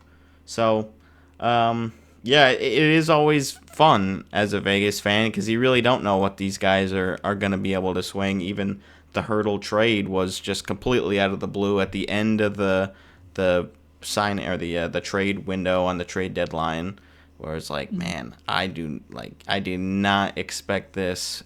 Somebody that was like not a pending UFA, 6 more years on his deal he had at the time, and obviously San Jose, the division rival, so it was like. So I don't know. I really don't know what they're gonna do over the course of the next week, whether it's at the draft or who they're gonna sign in free agency. But it is always exciting to be a Vegas fan. Yeah, maybe they trade into the bottom half of the first round and also make room for Marner, right? They could, yeah. They could if they I don't know who they move. Have a right I don't know partner. who that would look like, but yeah. I mean, like a late first round pick. Like, hey, we get to pick in the first round for like the first time in our existence, basically, and then frees up Miner to take a run at Marner or Ehlers, who is now confirmed going to free agency. Yeah, it sounds like, he's definitely going to test the market. There's still the opportunity for him to re-sign with Winnipeg, but I feel like it's so rare once players say that they're going to test free agency that they end up circling back to their original team. It's like, that's what they said with Tavares somebody too, is right? going to give you enough money somewhere else. Like now that teams know that you're going to test free agency, it's like, okay, let's get the checkbook ready because you don't get too many opportunities to sign a guy like this. Yeah. And now, there's not even the advantage of, the 8th year, right, with the July 1st. Like, if he goes to free agency, all teams have to do is pay him more or as much as Winnipeg, but not make him live in Winnipeg. You know what I mean? Like, Winnipeg loses that extra year of guaranteed money. So, I expect him to be on a different team next year. Same with Marner. Yeah, which it's too bad for Jets fans. He's been there for a long time, but and he's just been such a great player for them. So you hate to see him go, but maybe when they see how much money he's getting paid by another team, it might soften the blow a little bit. It's like, oh, we would have had to pay him, that much. Like, who was it? The DeBrusque signing or the Danton Heinen signing, or it's like, okay, I thank you for your service, but you can have him. It sucks a little less now when you're making $6 million a year. Yeah. I feel like it goes the other way too, where you lose a player and then they sign a team-friendly deal somewhere else. Really, they couldn't have you couldn't have done that here. Well, we would have signed them for that much. Rantanen, that's what a bunch of Avs fans were initially saying. They're like, yeah, exactly. Yeah, come on. You wouldn't give him that much? Are you serious? Yeah, it's tough, and maybe the same amount of money, the same exact deal is a little more or less tantalizing at one location than in another. So, yeah. Nope. You never know. It's a player's choice, it's a player's life, and especially if it's long term. It's like, yeah, I don't know if I can really see myself staying in Denver for another 6 years, but yeah. We again, we're gonna be enjoying the next 4 or 5 days here. We've got again round 1 of the draft tomorrow night, and then rounds 2 through 7 on Saturday, and then free agency on Tuesday. So that will be a ton of fun. Yeah. July 1st is the best. I'm gonna get no work done on Tuesday. I'm just gonna be refreshing either. Twitter all day. Yeah. Yeah, I might, work from home that day, and I'll just sit there and just spam refresh. I'll have like, one screen with like Twitter and one with like, Facebook or whatever, one with like the TSN, like the free The agent tracker. tracker. Yeah. I'll hook up a little Always do that, button. I like- can just refresh all of them at once. Like, Trade deadline and signing days. Like Yeah. I always just have it open on like one of my monitors, just refreshing. Yep. yeah, you just spam and refresh. You're just waiting. You're like, Come on. But like give me normally the something. website doesn't update as quick as Twitter. Like you guys normally text the Twitter links. I'm like with the rumors before you actually get the website updated. Yeah. yeah, I know. The insiders, they are on top of it. It's a big They're day for inside. them, of course. They are deep I inside. know it. They've got the sources.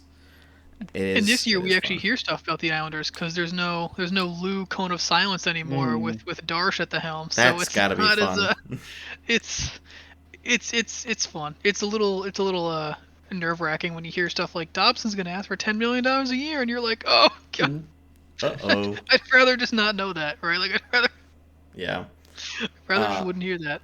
And, along with Darsh is now the special assistant to the general manager. Mr. Matt Martin officially announces his retirement, and he is joining the organization in a role which it seems like he's being groomed to eventually step in, like in a more serious management role. He's basically going to be involved in all aspects of hockey operations. Like he's going to be on the ice for practice. He's going to be doing some scouting. He's going to be in the meetings. Like he's going to be in the room for draft days.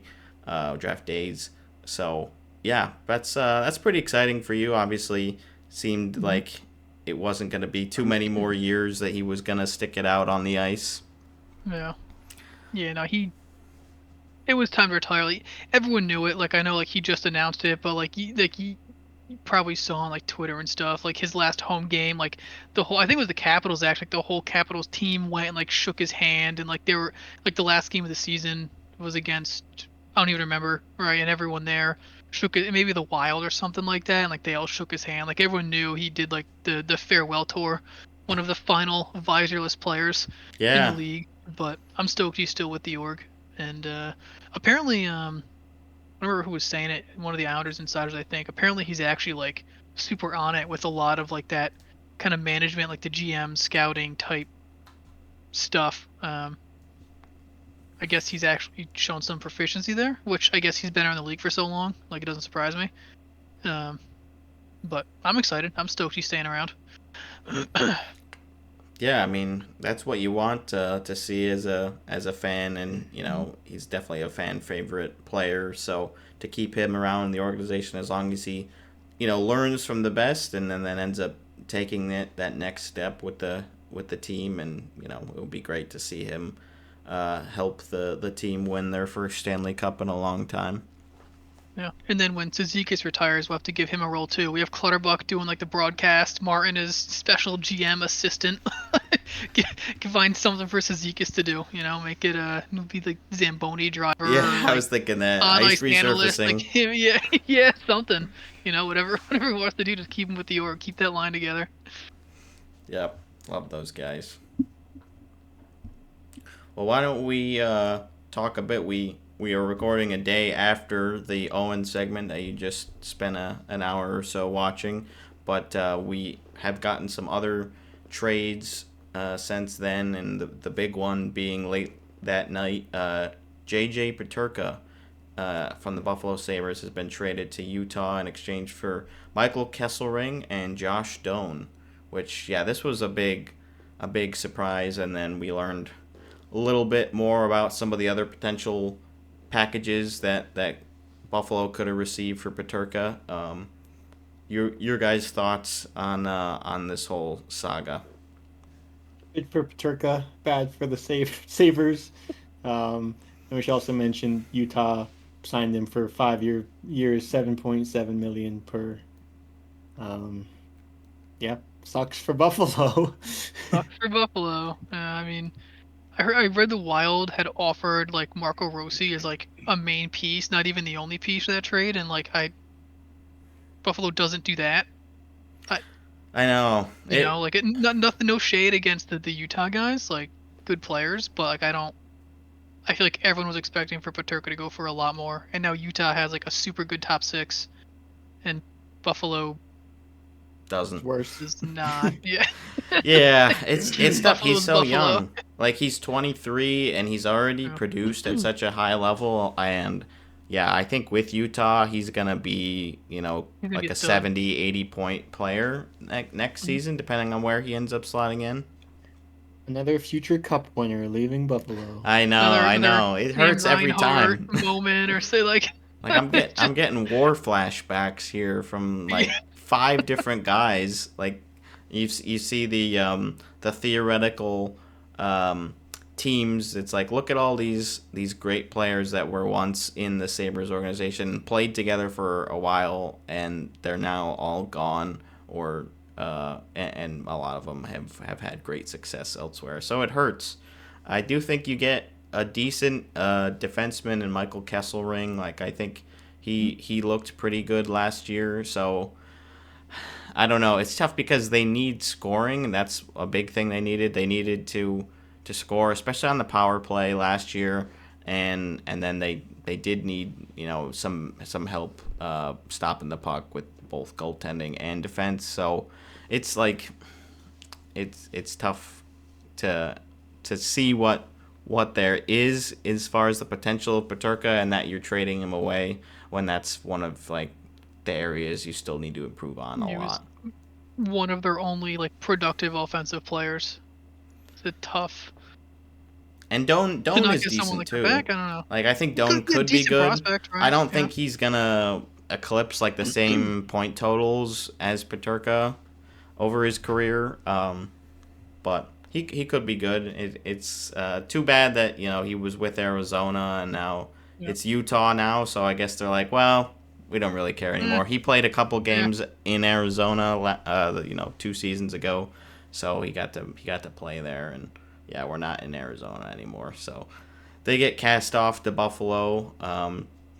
Another one of the potential packages I saw was like 2 firsts from somebody. You don't know exactly where those were or what team, so it's tough to really know if that would have been better value. But it just seems like with how valuable he was and how many different teams were trying to trade for him, that they could have held out a little bit longer to get a slightly better deal.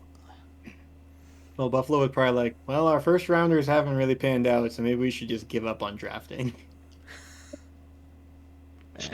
That might be. Yeah, but then they picking had a ninth good this young year. player, and then they got rid of him. It's like, guys, It's tough. Yeah, they don't know. draft great players. Like, they don't Yeah. have a problem They just drafting. They really develop them don't. well. It's just by the time that they're ready and they're doing well, they gotta ship them out so they can. I mean, I don't know. Like, they haven't improved in more any way. picks. Yeah, it's.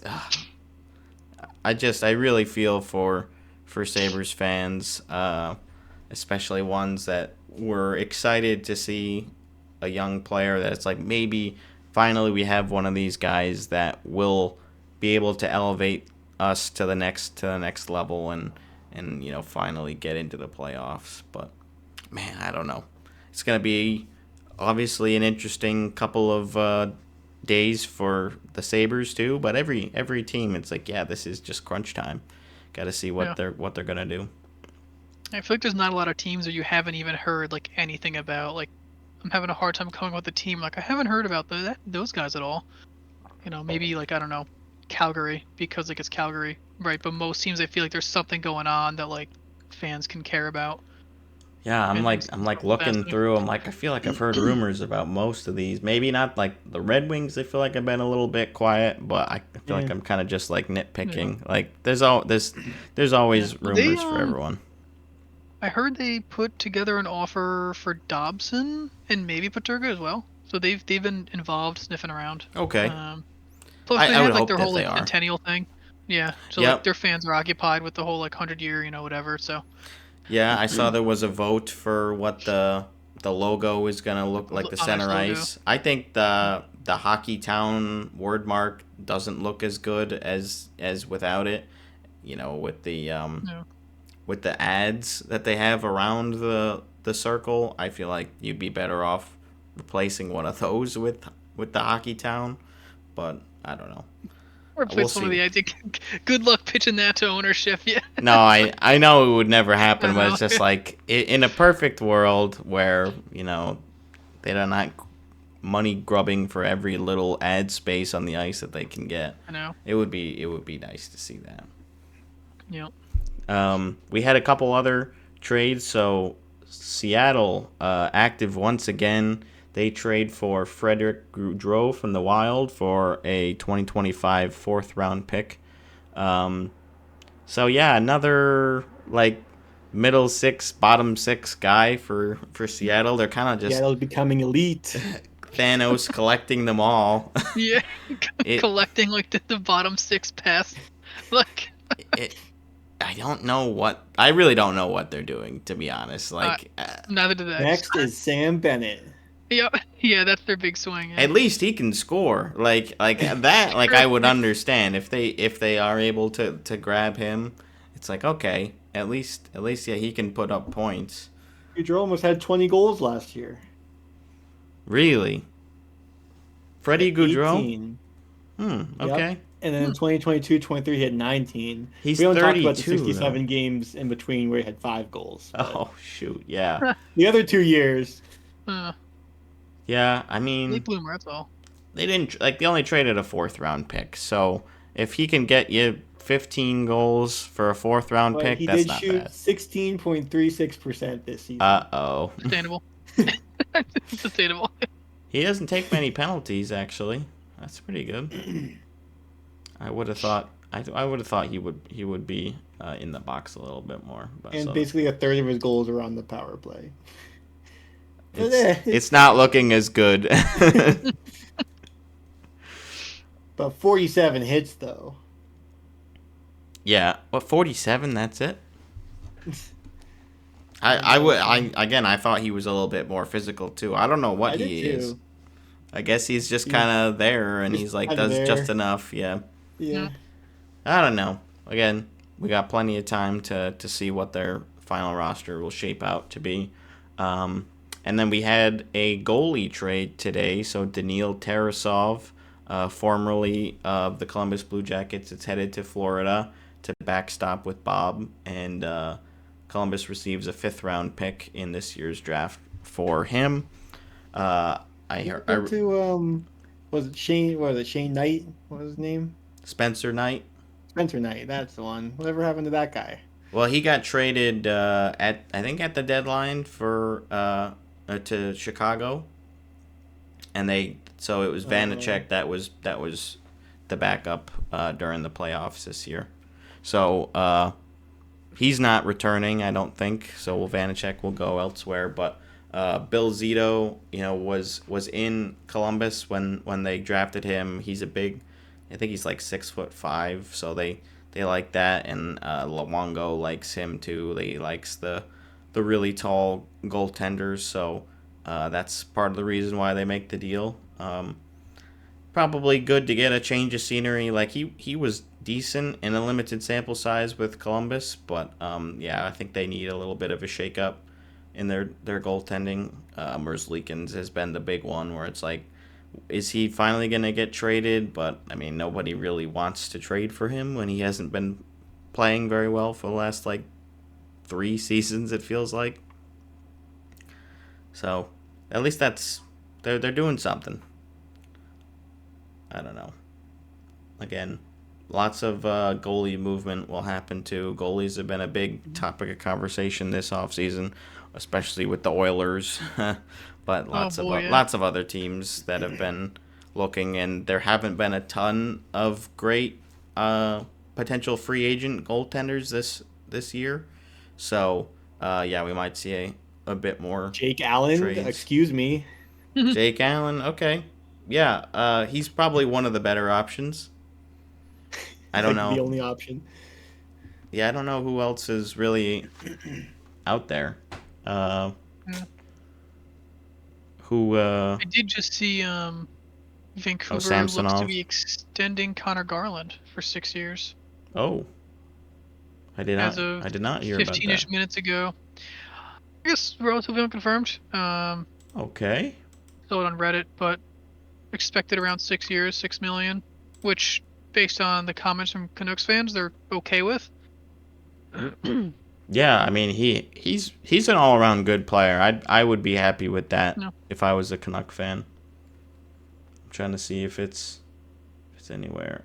You see Jeff the Merrick. the Sharks are buying out Edward Vlasic. Oh yeah, I did see that. Got 1 year left on his 7 million AAV contract. Spent not his whole 19 seasons in the league with San Jose, so a long run with them. It's just another step towards the future, shedding the veterans that paved the way for the new young core. Mm-hmm. I don't think he's worth $7 million anymore.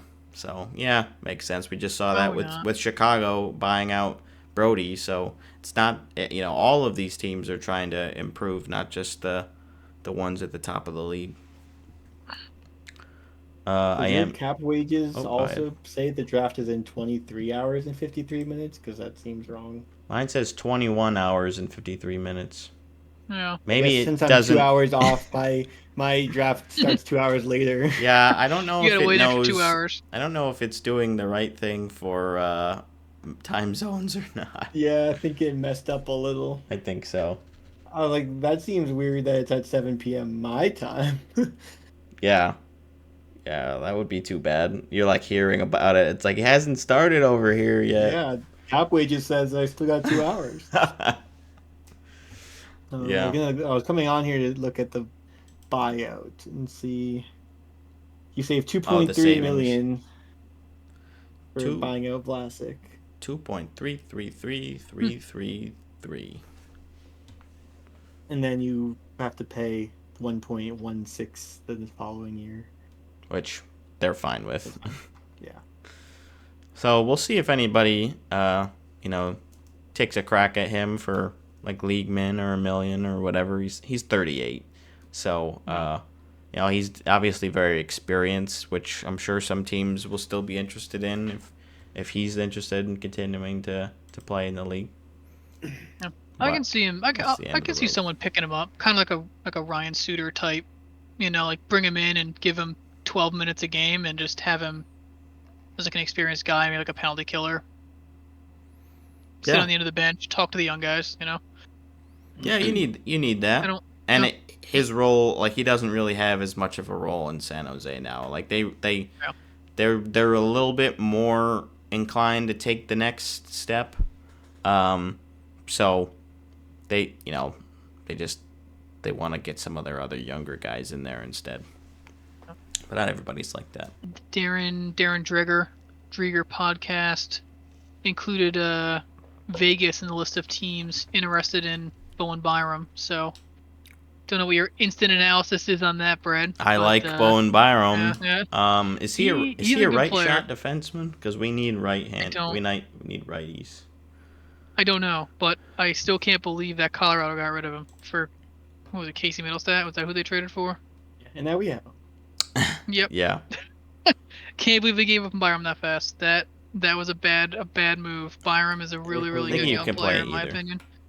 Yeah, he's so good. And it's like, oh, they actually acquired a good young player. Like, wow, this is actually decent for Buffalo. And now it's like, yeah, so he doesn't really like it here, and I think we gotta trade him. It's like, no. It's like, oh no. Why are you doing this? Yeah, that's tough. But hey, if Vegas gets him, it's like, well, that's tough. Sorry, Buffalo, but my allegiance lies with the gray and gold, unfortunately. Yeah. Go, Byram, go. Yeah, we'll see. Again, it might be a package that I'm like, okay, we actually kind of gave up a lot for him. Yeah, you're like, oh, man, but... We will, we'll stay tuned. The only other extension I saw was a 1-year extension for Jamie Benn to stick around in Dallas. 1 year, $1 million deal. That's good. That's fine. Completely fine. Yeah. He's definitely worth $1 million, especially staying as the captain, that has some value to it. I wonder. Well, he's say. 35, so he's eligible for bonuses. I wonder if there are any. Oh, there's a ton of like bonuses. He gets like it's like Oh, yeah, $500,000 yeah. if he There plays are like bonuses. 20, 40, and 50 They, games, they stuff a like very that. It's Jonathan loaded. Taves structure. Yeah, very Yep. similar. Like, oh, we'll just copy. He probably Ben's like, That sounds "Can I just good." have what he had. Yeah. So yeah, 500K for 20 games, another 500K for 30. They skipped 40 for some reason, and then 50, 60, 500K for Western Conference champs, 500K for winning the cup. Well, the tweet says $3 Stanley million Cup in bonuses. champs with an N. Champs. Champs. Yeah, it's Well, a good deal. Then he's probably not getting that money. They're like, well, we took it right from the Well, hey, contract. Western Conference champs is. I guess no. I was gonna say finals is confirmed. That's probably why it's not in the bonus because they know they're gonna make the finals. Right. Yeah. Well, I guess they're a different coach. They're so maybe thinking. not. Yeah. maybe not. It sounds like they've narrowed it down to 2 candidates for the head coaching job. I don't remember. I did not know either of the 2 gentlemen. So I think we'll just have to await the final announcement for that because I wasn't familiar with them. Maybe that they're internal hires. I don't know. But Also, yeah, Henrik it's the last Rubinski got re-signed. We got him, Finally. Brendan. Who? Henrik Rubinski? You know, the Washington Capitals player that is. Hold on, the page is loading. I don't know if he has a page. Nothing's loading. It's just a blank He's page. 6'1", 172 pounds. He's 24 years of age. Right winger for the Capitals, number 58. There you go. I do not know who that is, but hey, good for you. I guess he spent the last 3 seasons in Hershey, which makes some sense. So I think that's pretty much what we got for the news. Since we I don't think we're gonna include it the earlier part of the recording about the NBA stuff, but I did look up our NBA predictions after all from way back at the beginning of the season, actually right during the off season ending, I think it was. But Dean and I made our conference final predictions for the NBA season, and it was actually we were actually not too far off. So yeah, Dean had Minnesota over Boston in the final, which sadly neither of those teams made it, and he had Minnesota versus Denver and Boston versus Philly as the matchup. Philly was my hot take. It did not pan out. No, they didn't quite do that well. Actually, I was just looking at the bracket because I'm like, I don't remember the whole thing. So I had Suns over Pacers as my final, which was actually like pretty close. Because I did have OKC versus Phoenix in the Western Conference Finals, but I didn't have the Thunder moving on. And then I had the Bucks over the Pacers, which I'm actually not sure if the Bucks are in the East. Actually, yes, they are. So that was possible, but it didn't end up happening that way, of course. Oh well. It was the finals. The conference finals this year were Thunder versus Wolves and Pacers versus Knicks.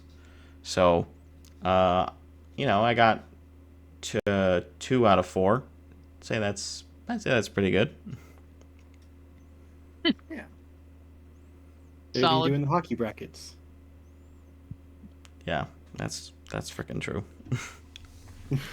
I don't think I got anybody in this year's conference finals in my preseason prediction.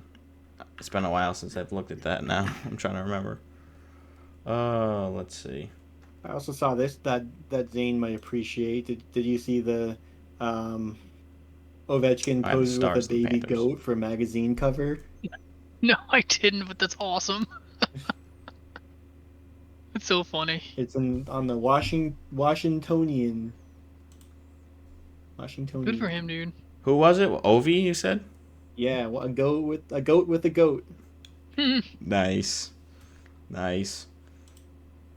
Yeah, it sounds like this will probably be his last season. And I did see that he's looking now to chase the hits record currently held by Cal Clutterbuck. So yeah, the goal chase is over. Now it's time for the real chase, the hits record. Which that would be just a crazy stat line to have. Most goals and most hits in NHL history. Yeah, that's That would be insane. that's Yeah. I crazy. wonder where's Gretzky on that list on the hits? 874th. No, I don't He know. can't be too high up, I don't think. I mean, No. obviously, I never watched a single game Gretzky played, at least live, so I don't really know. But I can't imagine he was throwing out haymakers. No. Oh, it's not even gonna have his hits. Maybe I have to Google hits because I feel like they usually they don't list hits like on the traditional stats for whatever reason. yeah, Oh yeah. It's kind of annoying. goals, assist, points. We don't care about any of those. Yeah, those aren't important. Is there really not even any of these stats on NHL? Oh, they might not have even been recording hits in the 80s. Yeah, he would probably be first if they were. Yeah, well, I guess we'll never know. Yeah, I feel like they didn't start recording hits. Over Gretzky's career, he averaged a shooting Until percentage recently. of 17.6. That's yeah. With how long he played in the league, like we were just obviously joking about Freddie Gaudreau's 16%. We're like, yeah, that's never gonna happen again. He had a season where he played 74 games and shot 26.7%. That's crazy. That's unfathomable. It really is. Yeah, that's I mean, we could have a whole. Obviously, this is episode 99, so it's kind of fun that we're talking about Gretzky. But we could have the whole episode talking about insane but real Gretzky stats. Like there are just so many. Like there's one. Yeah, I think he had like. I'm misremembering the total. I think it was 79 points in 25 games at one point. It was something like that. It's just. You just Like, come can't on. Yeah, imagine what the do you do dominance with in that? today's game. Like, oh my Yeah. god, what a Yeah. treat it was to watch him. I'm sure, and I hope to see McDavid at some point as the closest comparable, I guess, as terms of overall skill in the league today. So yeah, I would love to be able to see him live at least once, and I'm sure we'll be able to get that taken care of. Yep. David Backus is 11th. I had no idea for hits. Damn. I guess he played Dustin forever. Brown so- is 5th. He is just became eligible for the Hall of Fame this year, I think. Dustin Brown. Okay. Yeah, didn't make it. It's He close. didn't. He did not make it. No. He's got a statue though, so you know. Hey, not every guy in the hall gets a statue. That's true. Take what you can get, and he's still obviously gotten more opportunities to eventually get in. I don't Yeah. know if he will though. I think he will eventually. Give it time. I don't remember enough about his career to really have a informed opinion on that. I think we'll probably wrap it up here. I know Zane's got to go, and this has probably ended up being a bit of a longer episode Yeah. with That's all all right. of the extra Pre-draft. stuff from Owen. Hype.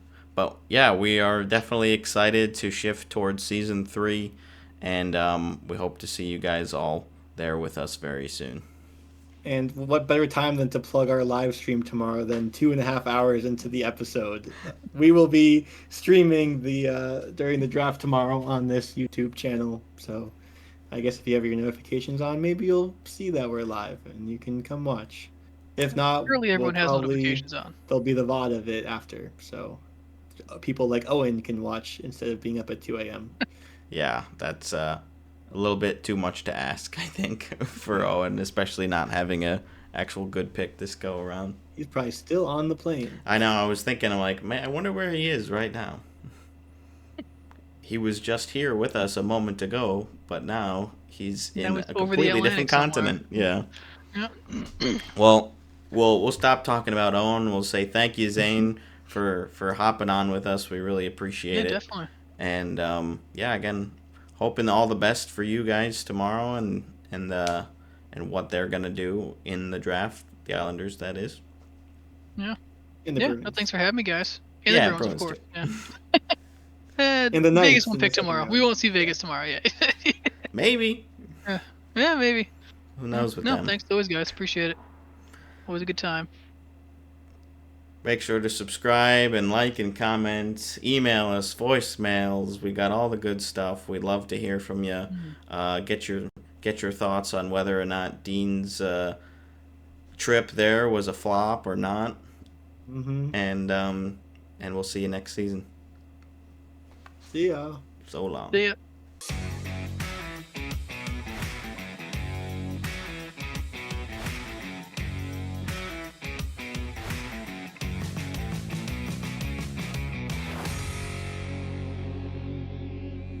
We haven't started yet, have we? Not the episode, but let me just turn it off. I was like, what is this? A cold open? Owen's eyes Or widen. nothing, He's like, wait, we have begun episode 99. I know how to do this. If there was a Didn't- spreadsheet, I did not look at it, just so you know. It just says I just Zane. updated it.